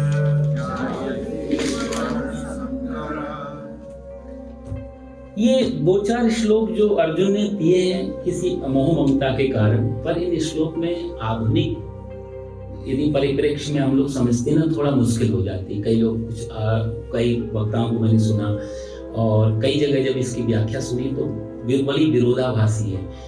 कुछ जगह पच जाती है जहां पर आधुनिकता नहीं है बहुत ज्यादा, जहां अभी भी इक्वलिज्म नहीं है, ऐसी जगह तो चल जाता, पर हर जगह ये चीजें नहीं चल। इसलिए 2-3 जो आगे श्लोक आएंगे थोड़ा सा इनमें आप ज्यादा ध्यान देना। वो कहते हैं कि क्या न, पहले उसने इन सब चीजों को तर्क दिए कि इन सबको क्यों मारना, राज्य के लिए राज्य नहीं चाहिए, इन सब नहीं चाहिए। चलो भगवान श्री कृष्ण कोई जवाब नहीं दे रहे हैं। शरीर की बीमारी बताई, उनके बारे में भगवान ने ध्यान नहीं दिया। एक एक करके आप देख रहे हैं कितने तर्क, भगवान कहीं भी ध्यान नहीं, अभी भगवान बोले ही नहीं है, बात ही नहीं की। उसको लगा कहीं से भी तो पकड़ में आ जाएंगे, तो इसके आगे अब वो दूसरे तर्क दे रहा है, वो सामाजिक तर्क। वो कहता है कि कुलक्षये प्रणश्यन्ति कुल धर्मा सनातन।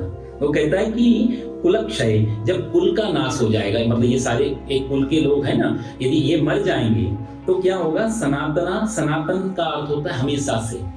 सनातन मतलब अनादिकाल से जो चला आ रहा है। हमारे धर्म का नाम हिंदू धर्म नहीं है, सनातन धर्म है। और सनातन धर्म में सब लोग आ जाते हैं। आपको मैं बताऊं, सनातन धर्म आज भी इस पृथ्वी पे सबसे बड़ा धर्म है, सबसे बड़ा धर्म है। क्योंकि आर्य समाज जो इसको हम बोलते, स्वामी दयानंद जी, उनका सारा पद्धति वैदिक पद्धति पे ही आधार है। वेद कहाँ है, सनातन धर्म के ही शास्त्र हैं। उन्होंने एक पक्ष को ले लिया कि वैदिक रीति को ही अपनाना चाहिए, तो उन्होंने वेद को प्रमुख मान करके एक परंपरा चालू कर दी। वो धर्म नहीं है, वो परंपरा है। जैसे हमारे घर में हम 4 लोग होते हैं तो कोई बांके बिहारी के प्रति उनका भाव ज्यादा होता है, किसी को शिव जी बहुत पसंद होते हैं, किसी को माता दुर्गा के प्रति भाव है। तो ये चारों अलग नहीं ना, सब भगवान को तो आस्तिक लोग हैं चारों, और उसी एक धर्म को बिलोंग करते। ठीक है, अपना भाव यदि माता के प्रति है तो हम उसी शक्ति को दुर्गा माता के रूप में देखते। हमारा भाव राधा कृष्ण के प्रति, हमारे इष्ट राधा कृष्ण जी। लेकिन धर्म में कोई अंतर नहीं है, धर्म सब सनातनी है वो। तो ऐसे ही स्वामी दयानंद जी को वेद पसंद था, वेद में उनको कुछ ऐसे तर्क देखे कि वैदिक पद्धति आर्य, लेकिन है तो सनातन धर्म, परंपरा आर्य की तरफ चली गई। दूसरा हमारा धर्म जैसे जैनिज्म है, जैन वो भी कोई स्वतंत्र धर्म नहीं है। 24 उसमें जितने 24 के 24 तीर्थंकर, आप सारे के सारे तीर्थंकर उसमें, चाहे वो आदिनाथ से लेकर के, चाहे भगवान ऋषभ देव से लेकर के, चाहे इधर महावीर से लेकर, जितने भी इनके 24 तीर्थंकर हैं, सबके सब सनातन धर्म में पैदा हुए। शुद्ध सनातनी इनके माँ बाप रहे, शुद्ध सनातन धर्म की ही परंपराएं घर में चलती रही। आप किसी को भी उठा के देखें, ये धर्म भी, जैन धर्म भी सनातन धर्म का ही एक पार्ट है, बल्कि सनातन धर्म ही है। एक परंपरा निकाल दी अलग, अहिंसा के, इनका मूल अहिंसा था, तो अहिंसा को, हिंसा नहीं करनी, शाम को भोजन नहीं करना, कीड़े मकोड़े आ सकते हैं। 4 महीने बरसात के हम लोग बाहर ज्यादा नहीं निकलेंगे क्योंकि कीड़े मकोड़े मर सकते हैं। तो अहिंसा को मूल धर्म मान करके एक परंपरा निकाली। तो आप जैन को भी जोड़ ले, आर्य समाज को भी जोड़ ले, कबीरपंथी तो हैं अपने सब सनातन, उनको भी हमने जोड़ लिया। एक अपना इतना सुंदर धर्म है जिसको हम सिख बोलते हैं। अब सिख धर्म में कोई अलग नहीं, आप सब लोग जानते हैं। गुरु नानक देव जी हो गए, गुरु ग्रंथ साहब और ये अपना गोविंद जी हो गए, इन सब ने इसी धर्म की रक्षा के लिए अपने बच्चों को बलिदान करवा दिया। धर्म बचा रहे, हम बचे या ना बचे, कितना बड़ा त्याग जीवन का। अपने छोटे छोटे बच्चों को दीवार में चुनवा देना धर्म के लिए, तो ये तो अपने सनातन धर्म का तो बहुत मजबूत पार्ट रहा है। तो जो सिख मतलब शिष्य, तो एक जो सेना खड़ी की कि ये बचा रहे, इसलिए भले हम चले जाएं, तो इसको बचाने के लिए जो एक सेना तैयार हुई, वही तो सिख, ये सनातन धर्म का हिस्सा है। और भी जो भी छोटे छोटे निकलती रहती है परंपराएं अलग अलग। यदि आप सिख को भी जोड़ लें, आर्य समाज को भी जोड़ लें, जैन को भी जोड़ लें, और बुद्ध महाराज अभी जिनकी मैं बात कर रहा था, शुद्ध सनातनी, इनके पिताजी शुद्धोधन महाराज, सनातन धर्म का पूरा जीवन उन्होंने पालन किया, उसी में ये पले बड़े जन्मे, उन्हीं सब चीजों को उन्होंने अपनाया। और हमारे यहाँ मल्टीपल चीजें हैं। आप वेदांत पढ़ेंगे कुछ और धारा में बात करेगा, आप ब्रह्मसूत्र पढ़ेंगे कुछ अलग चलेगा, आप जब रिचुअलिज्म कर्म कांड पढ़ेंगे तो कुछ अलग चलेगा। निर्गुण और सगुण दोनों की बात की गई है। सगुण भी परमात्मा, निर्गुण, तो निर्गुण की परंपरा अलग है वो, क्योंकि वहां कुछ भी नहीं बचता, ओनली ब्रह्म है। सगुण में भगवान जी हैं, ऐसा स्वरूप है, ये लीलाएं हैं, वो जन्म भी लेता है, वो बड़ा भी होता है, वो लीला भी करता है, सब परंपराएं हैं यहाँ। तो अपने यहाँ एक ऋषि हुआ, तो उसका नाम था उनका नाम था चरक, और एक और ऋषि हुए, उनका नाम अभी याद नहीं आ रहा है। उनका कहना था कि आप लोग शायद कोई जानते हो, वो कहते थे कि ऋणम कृत्वा घृतम पिबेत। आपको मालूम है किसकी बात में कर रहा हूं? चारवाक ऋषि। कौन बोला जी? हाँ, ये पता लगता है इसे अध्ययनकार है मजबूर। तो चारवाक ऋषि ने कहा था कि कोई आत्मा नहीं और कोई परमात्मा नहीं। बुद्ध ने भी आत्मा को स्वीकार नहीं किया, और वेदांत आदि की दृष्टि में ब्रह्म स्वीकार है और आत्मा स्वीकार है। सगुण दृष्टि में मैं भी हूं और तू भी है, इंसान की तरह बन के आता। हमने परमात्मा को खींचा कि चलो एक माँ के गर्भ में आया, लीला की जन्म ली, तो ये। लेकिन चारवाक कहते हैं ना तो भगवान है और ना तुम हो। वो कहते हैं ऋणम कृत्वा घृतम पिबेत भस्मीभूतस्य देहस्य पुनरागमनम होता, कि एक ऋण करके भी घी पियो। ऋणम कृत्वा, ऋण लेके, कर्जा लेकर के घी पियो। क्यों घी पियो? क्योंकि भस्मी एक बार मर गए तो किसका देना और किसने लेना? किसको देना? कुछ है ही नहीं, दूसरा बात ही खत्म हो जाती।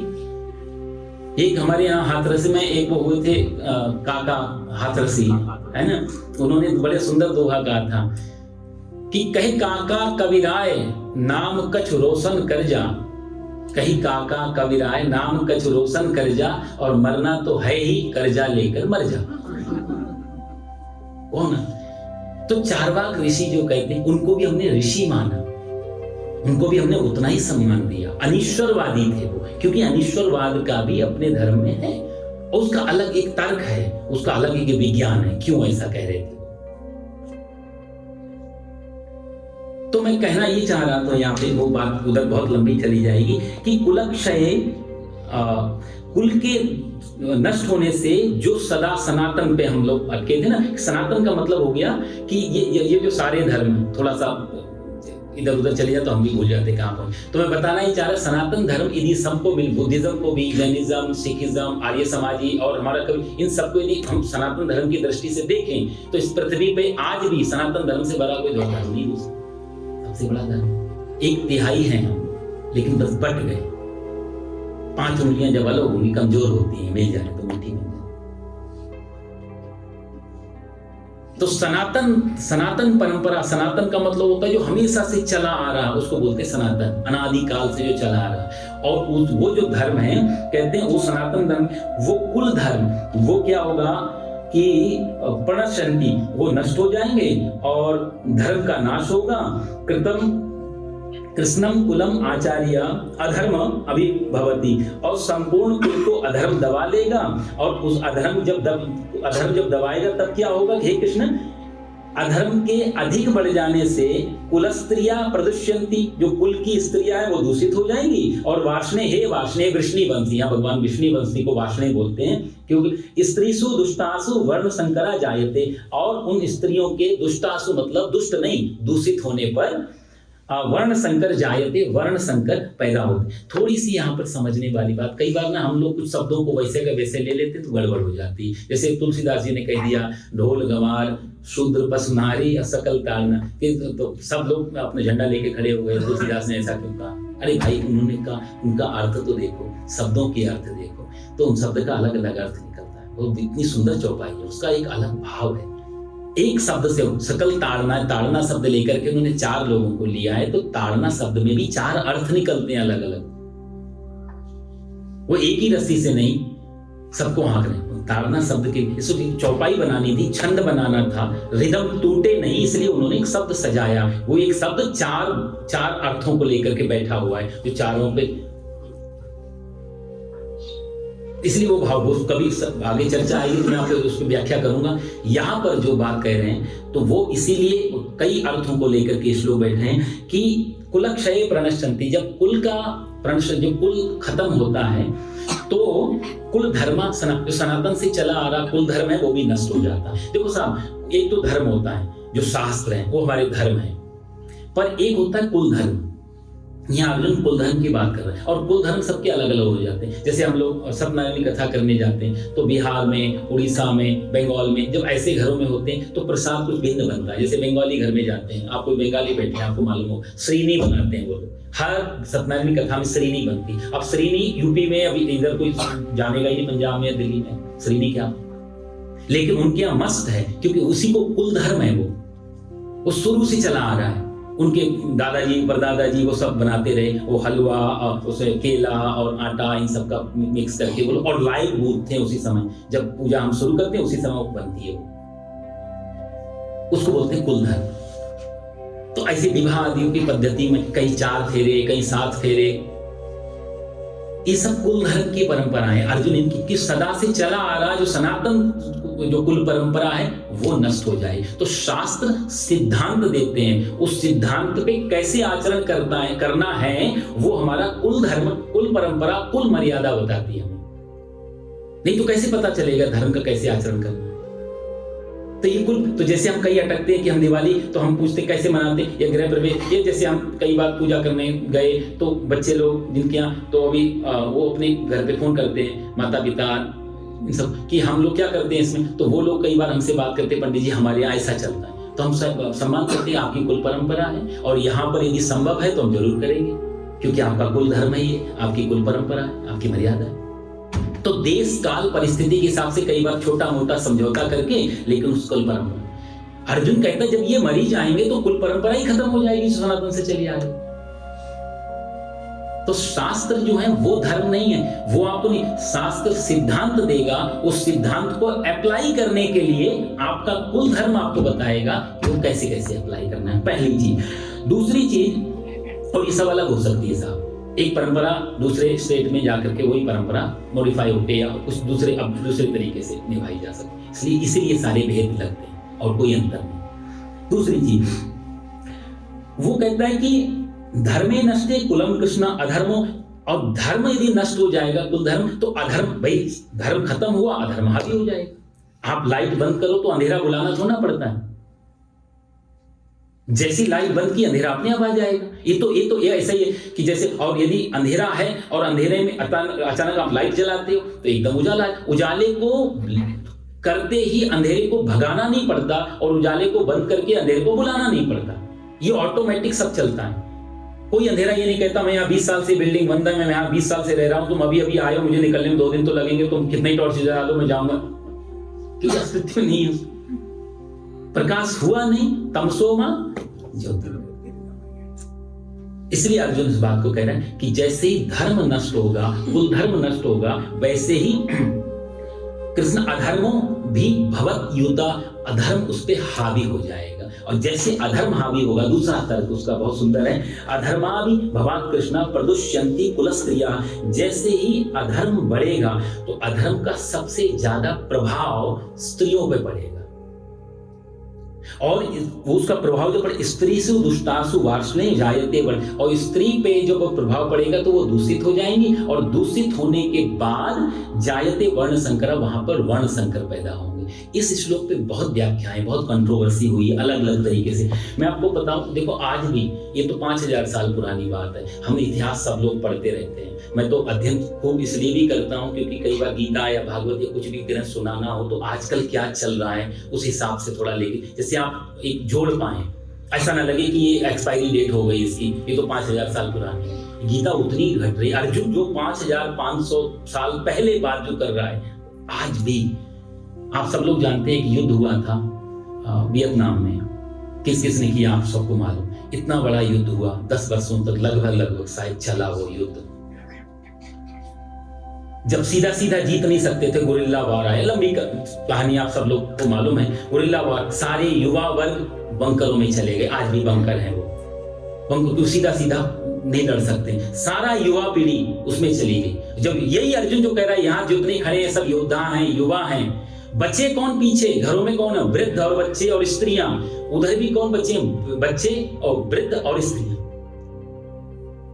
सोल्जर्स को लगा कि कोई युवा तो दिख नहीं रहा है, कहीं पे भी देखते थे ऊपर से नजर तो पड़ती थी तो सिर्फ स्त्रियां दिखती थी, युवा नहीं दिखते थे। वो बुरी नजर जब स्त्रियों पे पड़ी तो इतिहास में मैंने कई चिंतकों से सुना है, आज भी वियतनाम में कई हजारों की संख्या में ऐसे लोग हैं जिनको ये तो मालूम है मेरी माँ कौन है, जिनको ये मालूम नहीं है मेरा पिता कौन है। 5500 साल पहले अर्जुन ने जो कहा, अभी 50 साल 60 साल भी ज्यादा समय नहीं हुआ इस बात को गए हुए जो ये घटा। स्त्री सुदुष्टा सुवार्ष्णेय जायते वर्ण संकर। अर्जुन जो यह तर्क दे रहा वो बिल्कुल वैसे। सबसे बड़ा जो अधर्म का जो प्रेशर है, जो दबाव है, वो दबाव सबसे ज्यादा जो उसका दुष्परिणाम है अधर्म का, वो स्त्रियों को झेलना पड़ता है। संस्कृति की रक्षा भी यदि करनी हो, कुल धर्म की, कुल परंपरा की रक्षा यदि करनी हो, तो उसके लिए भी सबसे ज्यादा जरूरत स्त्रियों का। और आज भी आपको मैं बताऊं, मैं तो प्रीस्ट लाइन में ही हूं, जब भी हमारे पास फोन आते हैं, 15 साल से इधर देख रहा हूं, जितने भी फोन आते हैं, पूजा करनी है, कोई भी गृह प्रवेश करना हो, कुछ भी करना हो, आप सब लोग ही तो फोन करते हो। मेरे पास 99% फोन घर की महिलाओं, माताओं, बहनों से आते हैं।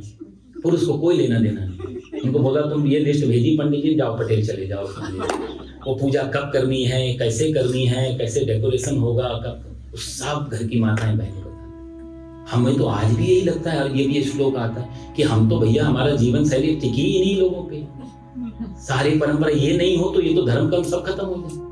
बहुत बड़ी चीज है, इसलिए अपमान नहीं, स्त्री दुष्टासुवार, ये अपमान नहीं साहब।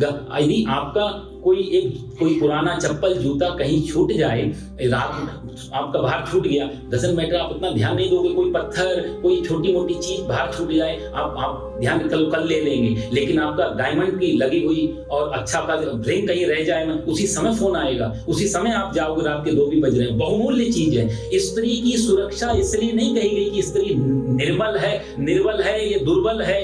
स्त्री इसलिए उसकी सुरक्षा की बात की गई कि वो बहुत ज्यादा बहुमूल्य है, उस पे संस्कृति, उस पे धर्म पूरा टिका हुआ है। नेगेटिव अर्थ में नहीं बात कर रहे हैं यहाँ पे, पॉजिटिव अर्थ में। जैसे आदमी पैसे को, धन को, बहुमूल्य चीजों को छुपा के रखता है, संभाल के रखता है, जैसे जैसे मूल्य की कीमत बढ़ती जाती है वैसे वैसे उसकी सिक्योरिटी, उसकी सेफ्टी का ध्यान जाता बढ़ता है, वैसे वैसे उसी अर्थ में यहां लिया गया जो अर्जुन तर्क देगा। और ये सब घट रहा है आज भी। ये इसका दुष्परिणाम क्या क्या होगा अर्जुन बता रहा है। स्त्री को यहाँ वो प्रमुख आज भी। यदि एक बार तो हम लोग एयर इंडिया में गए थे ना, तो एयर इंडिया से गए तो एयर होस्टेज साड़ी पहन के, और तो भारतीय संस्कृति परंपरा में तो ऐसी अब मेरी तो आदत थोड़ा बातचीत, हेलो भाई राम राम की टाइम पास कैसे करना है 13 घंटे।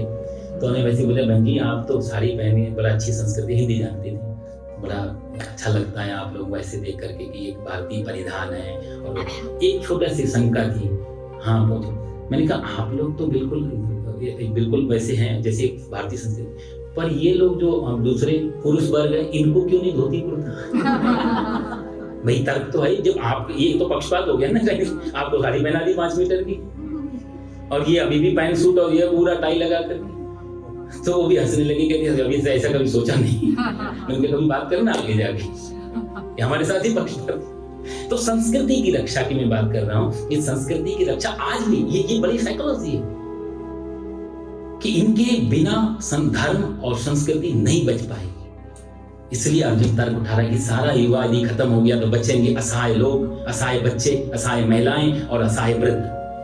और ये जब बचेंगे तो इन पे अधर्म हावी हो जाएगा। जायते वर्ण संकर, इसलिए उसने अब बहुत गहरी बात, भविष्य के लेकर के बात, भविष्य में क्या क्या गलत हो जाएगा, क्या क्या खराब हो जाएगा, उसके बारे में वो बात करता है। और जायते वर्ण संकर, वर्ण संकर पैदा। देखो साहब, पुराने समय में यदि बीड़ी भी पीता था बच्चा और जवान हो गया, शादी हो गई, बच्चा भी हो गया, बाप भी बन गया, लेकिन पिताजी के सामने कभी नहीं पीता था बीड़ी से।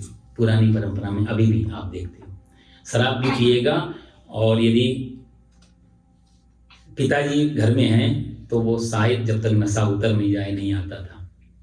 बाबूजी हैं, ठीक है, मेरी गंदी आदत है, एक मर्यादा थी। आज आधुनिकता के नाम पे अंधानुकरण बोलूंगा ऐसे में, अंधानुकरण, साथ साथ एक टेबल पे सब चलता। वहां पर कोई बात यदि समझानी हो तो वो समझाए। गुरु ब्रह्मा गुरु विष्णु गुरु देवो, एक गुरु को ब्रह्मा विष्णु महेश माता पिता को भगवान के सब ये सब बताने के पीछे एक यही तो गैप होता था कि हम कुछ गलत भी करें तो कम से कम ये लोग ना देखें। ये मर्यादा हमेशा बनी रही।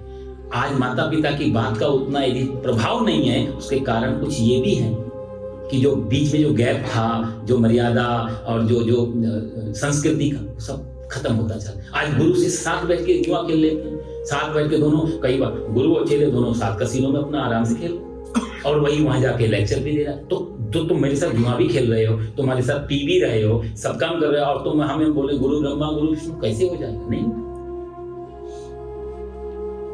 आधुनिकता की आंधी में ये सबसे बड़ा चोट जो ये धर्म को लगी है। अर्जुन इसी की बात कर रहा था कि और ऐसा होने से क्या होगा, जायते वर्ण संकर, वर्ण संकर पैदा हो जाएंगे। वर्ण संकर का मतलब होता है क्रॉस ब्रीड,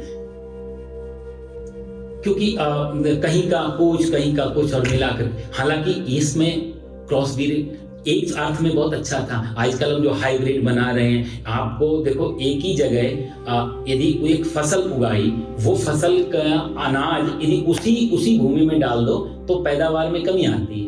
इसलिए बड़े बड़े जो कृषि विज्ञान के लोग कहते हैं भैया दूर से लाओ, तो ये उपजाऊ जमीन होगी। तो इसके पीछे एक अलग वो विज्ञान, फिर आगे भगवान जब प्रकृति की बात करेंगे तब मैं इसको विस्तार से चर्चा करूंगा। अगला श्लोक ले लेते हैं। संकरो नरकायैव कुलघ्नानां कुलस्य च पतन्ति पितरो येषाम् लुप्तपिण्डोदकक्रियाः सारे लोग दोषैरेतैः कुलघ्नानां वर्णसंकरकारकैः उत्साद्यन्ते जातिधर्मा कुलधर्माश्च शाश्वताः उत्सन्नकुलधर्माणां मनुष्याणां जनार्दन नरके नियतं वासो भवति यनुशुश्रुम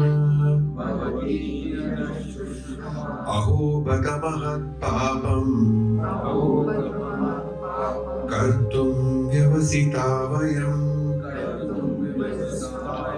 यद्राज्यसुखलोभेन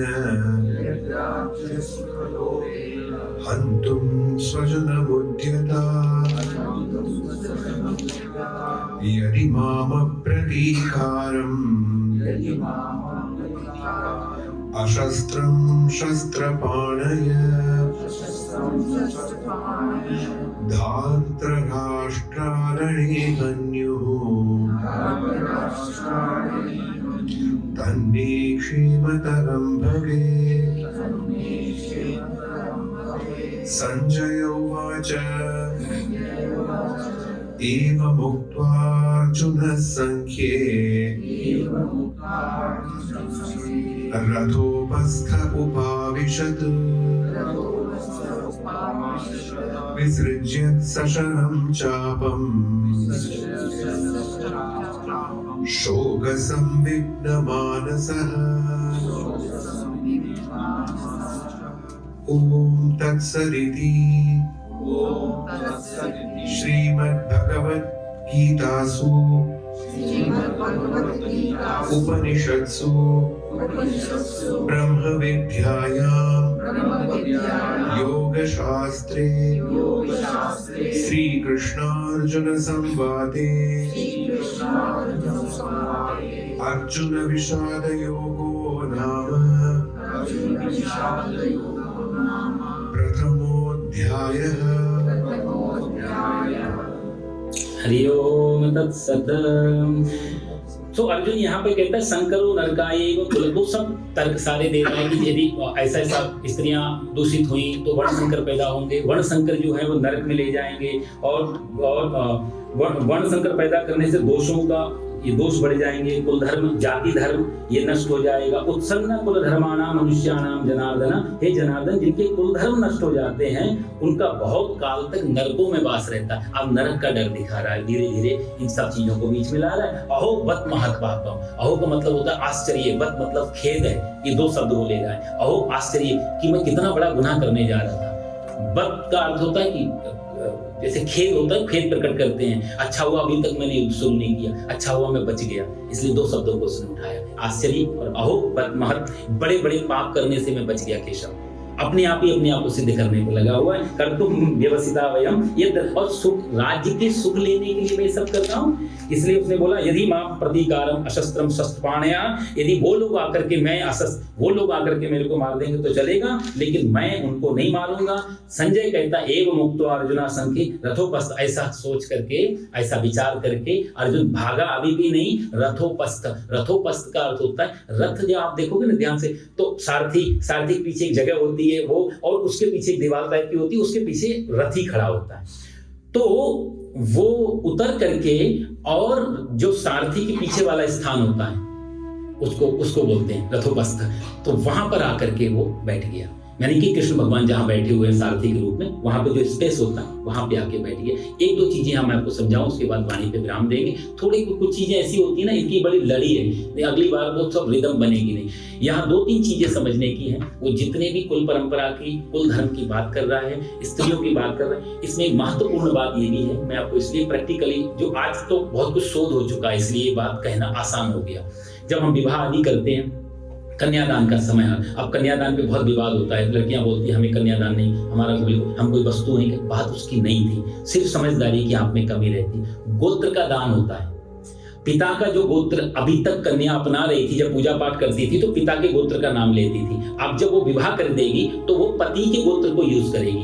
कारण उसका प्रैक्टिकली मेडिकल में अब तो सिद्ध कर दिया, आपको सब लोग जानते हैं, इसलिए उसका मैं बहुत लंबी चर्चा नहीं करूंगा। मैंने जो पढ़ा पाणिनि सुश्रुत को, और अब जो मेडिकल ने डिफाइन किया है कि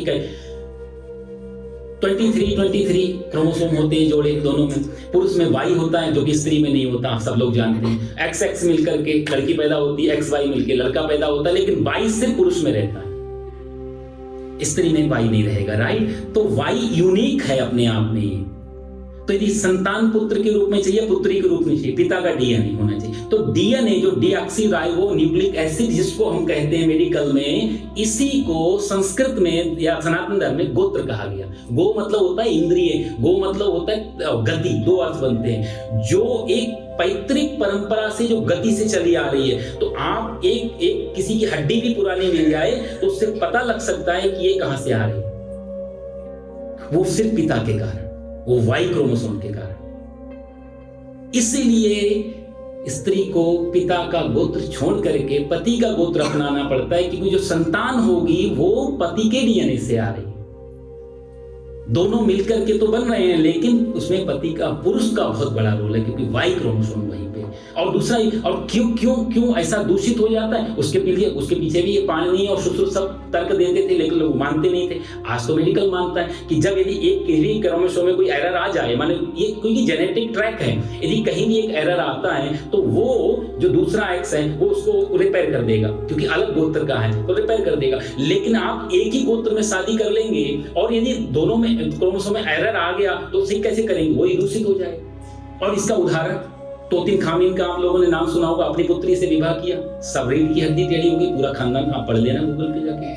सबसे बड़ा उदाहरण है यही बात वर्ण संकर की जो बात बता रहा है। दूसरा उदाहरण, एक ऑस्ट्रिया हंगरी और इसकी तरफ एक बहुत बड़ा राजवंश हुआ था हैब्सबर्ग, आप कभी गूगल करके देखो। उसने भी अपनी जाति को अपने आप को शुद्ध मान के चलते थे, आपस में विवाह कर लेते थे और आपस में विवाह करने से उनके यहाँ उनके जबड़े टेढ़े हो गए। आप कभी गूगल करना, उसका नाम ही पड़ेगा उस बीमारी का, हैब्सबर्ग जॉ।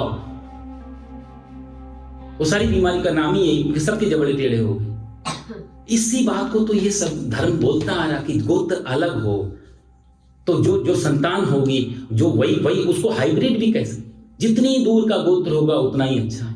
नहीं तो यहाँ पर ये उसको फिर कोई भी ठीक नहीं कर पाए। तो इसका ये बड़ा विज्ञान था। इन सब चीजों पे तो ये मतलब चर्चा ही अलग जाएगी, क्योंकि अर्जुन के तर्क जो हैं वो तर्क निरर्थक तो नहीं है, वो बड़े गहराई में छोटे शब्दों में गागर में सागर भर रहा है। छोटे छोटे शब्दों को जैसे उन्हें आतताई को उठा लिया और मारना क्यों है ये बात भी बोलती तो डिलेमा में आ गया। ऐसे इन शब्दों को जब उठा रहा है, इनके पीछे बहुत है उस समय की भाषा, उस समय का ज्ञान, सबको बहुत नॉलेज होती थी, इसलिए थोड़े थोड़े शब्दों से काम चल जाता है। अब बहुत एक्सप्लेन करना पड़ता है उनको रिलेट करने के लिए। तो अर्जुन के जितने भी यहाँ तर्क थे कि इनको सब ये सब ऐसा हो जाएगा, फिर वो श्राद्ध तर्पण की बात भी लाता है ना, शंकरो नरका यही वो ऐसे तर्पण कैसे करेंगे, श्राद्ध तर्पण की अपने यहाँ बहुत विशाल परंपरा है, आज भी है। लोग अपने पूर्वजों के नाम पे श्राद्ध कैसे जल वो वहां तक पहुंचता है, उसका अपना एक विज्ञान है। क्योंकि हमारे यहाँ मानते हैं आत्मा कभी मरती नहीं है, तो कहीं ना नहीं किसी ना किसी फॉर्म में होती है। तो हमें उसके प्रति जो भी श्राद्ध मतलब होता है, श्रद्धा से जो भी धन्यवाद दिया जाए,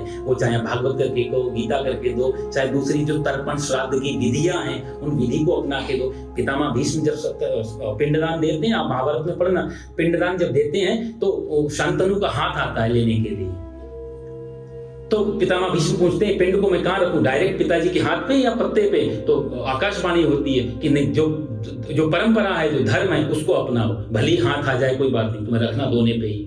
तो उन्होंने हाथ में ना रख के शांतनु को वो पिंड वहां, क्योंकि परंपरा नहीं टूटनी चाहिए। भीष्म को कोई दोष नहीं लगता, हाथ में रख देते, लेकिन वो जानते थे कि मैंने ऐसा कर दिया तो आने वाली पीढ़ी इन सब चीजों को बेकार समझेगी।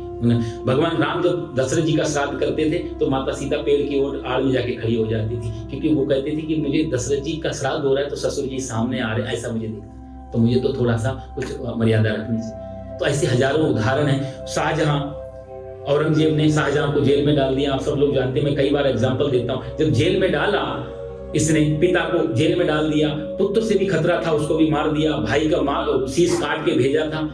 शाहजहां ने बोला पानी की व्यवस्था तो कर दे, तो पानी भी उतना देता था जितना जिंदा रह जाए, मरे नहीं से, नहीं तो अराजकता फैल जाएगी। तो शाहजहां ने उस समय एक बात कही थी, औरंगजेब जिस देश में तू राज्य कर रहा है ना, उस देश के लोग मरने के बाद भी 4 पीढ़ियों को जल देते हैं हर साल, और तू जिंदा बाप को जब पानी नहीं दे पा रहा, उस देश पे तू राज्य नहीं कर पा। इस शाहजहां का वक्तव्य था। तो इसलिए श्राद्ध, तर्पण, पिंडदान, इन सब की विधियां बड़ी वैज्ञानिक और बहुत प्राचीन सनातन से चली आ रही थी। इनके अपने अपने विज्ञान हैं, अपनी अपनी कथाएं, कभी वो टॉपिक आए तो उन पर हम बात करें। लेकिन यहाँ अर्जुन ने सारी दलीलें दी कि ये बुरा होगा, इसलिए मैं युद्ध नहीं करूंगा। जब कृष्ण ने कोई जवाब नहीं दिया कि ये तो किसी बात का भी जवाब नहीं दे रहे हैं, तो इससे अच्छा तो उठ ही जाओ यहाँ से। वो उठा, धनुष बाण वहां छोड़ा और कृष्ण के पास आकर के बैठ गया।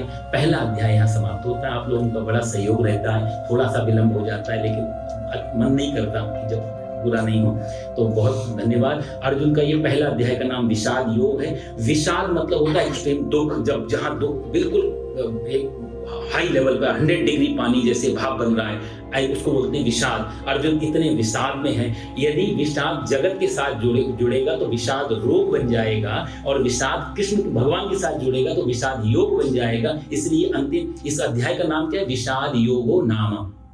क्योंकि प्रश्न कई बार आता है, विषाद को कैसे योग बोलते हैं? ज्ञान को योग बोल सकते हैं, भक्ति को योग बोल सकते हैं, वैराग्य को, विषाद को भी योग बिल्कुल बोल सकते हैं। हमारे बड़े बड़े महापुरुषों ने शोध करके बात कही कि दुख यदि है और परमात्मा के साथ जुड़ा है तो वो विषाद रोग नहीं, वो विषाद योग में आएगा। अर्जुन ने अपने विषाद को कृष्ण से जोड़ा, माने परमात्मा से जोड़ा। वो उनसे चाहता है कि कुछ रास्ता निकालो। वो अपने आप सब तर्क देने पर भी भाग नहीं रहा है, वो फिर भी जानने की कोशिश करने के लिए ठहरा है। उसका भरोसा, उसका ये समर्पण उसको परमात्मा से जोड़ रहा है, इसलिए उसका विषाद योग की श्रेणी में आएगा, इसलिए यहाँ पहले अध्याय का नाम विषाद योग कहा गया। और अगले फिर अध्याय से भगवान भी 7वें 8वें श्लोक से बोलना स्टार्ट करेंगे, इसलिए मैं भी थोड़ा फास्ट ले रहा हूँ कि भगवान की वाणी जल्दी से जल्दी आप लोगों को सुना पाऊँ। सर्वे भवन्तु सुखिनः, सर्वे सन्तु निरामयाः, सर्वे भद्राणि पश्यन्तु, मां कश्चित् दुःखभाग् भवेत्। ओम शांति शांति शांतिर्भवतु। बोलो सच्चिदानंद भगवान की, गीता माता की, बांके बिहारी लाल की जय। परित्राणाय साधु